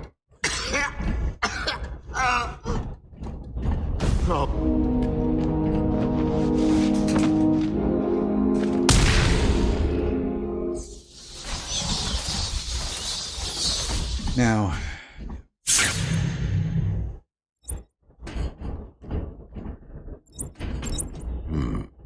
There's the extractor control point. A well-aimed batarang should power it up.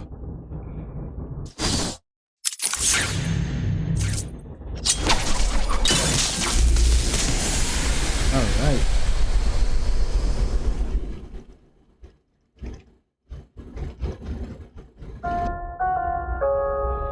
Attention. Air purity is now at normal levels.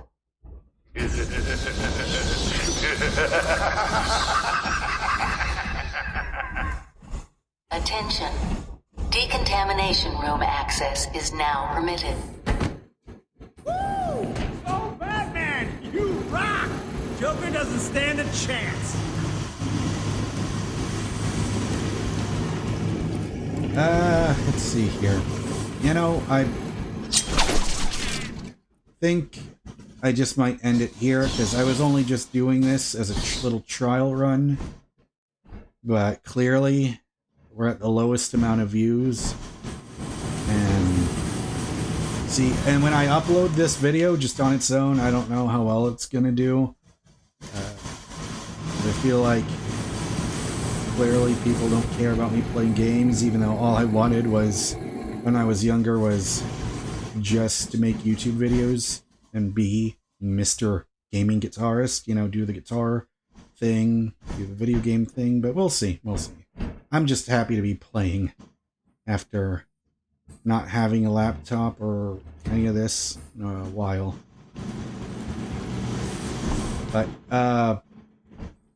But yeah, Jan, I'm going to go. I'm probably just going to end the stream here, and I'll just end this recording here, and I'll upload this as its own thing, so to see if people care. But I just have to think about making thumbnails for Batman, because if there's one thing I'm not good at, really, it's learning about making YouTube thumbnails.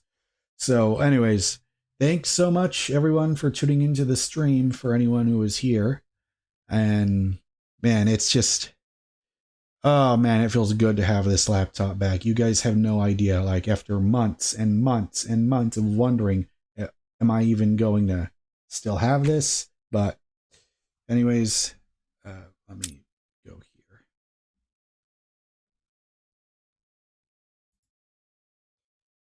here. But anyways, oh, okay, that was not it. Whoops. Nope, not it either. Okay, where is the... Okay, yeah, you can tell I haven't used OBS in a long time. Because I like keeping the setting here, but duplicate. All right, and then go here, and then Control F. There we go. Well, anyways, guys, thank you so much for watching. I'll see you next time.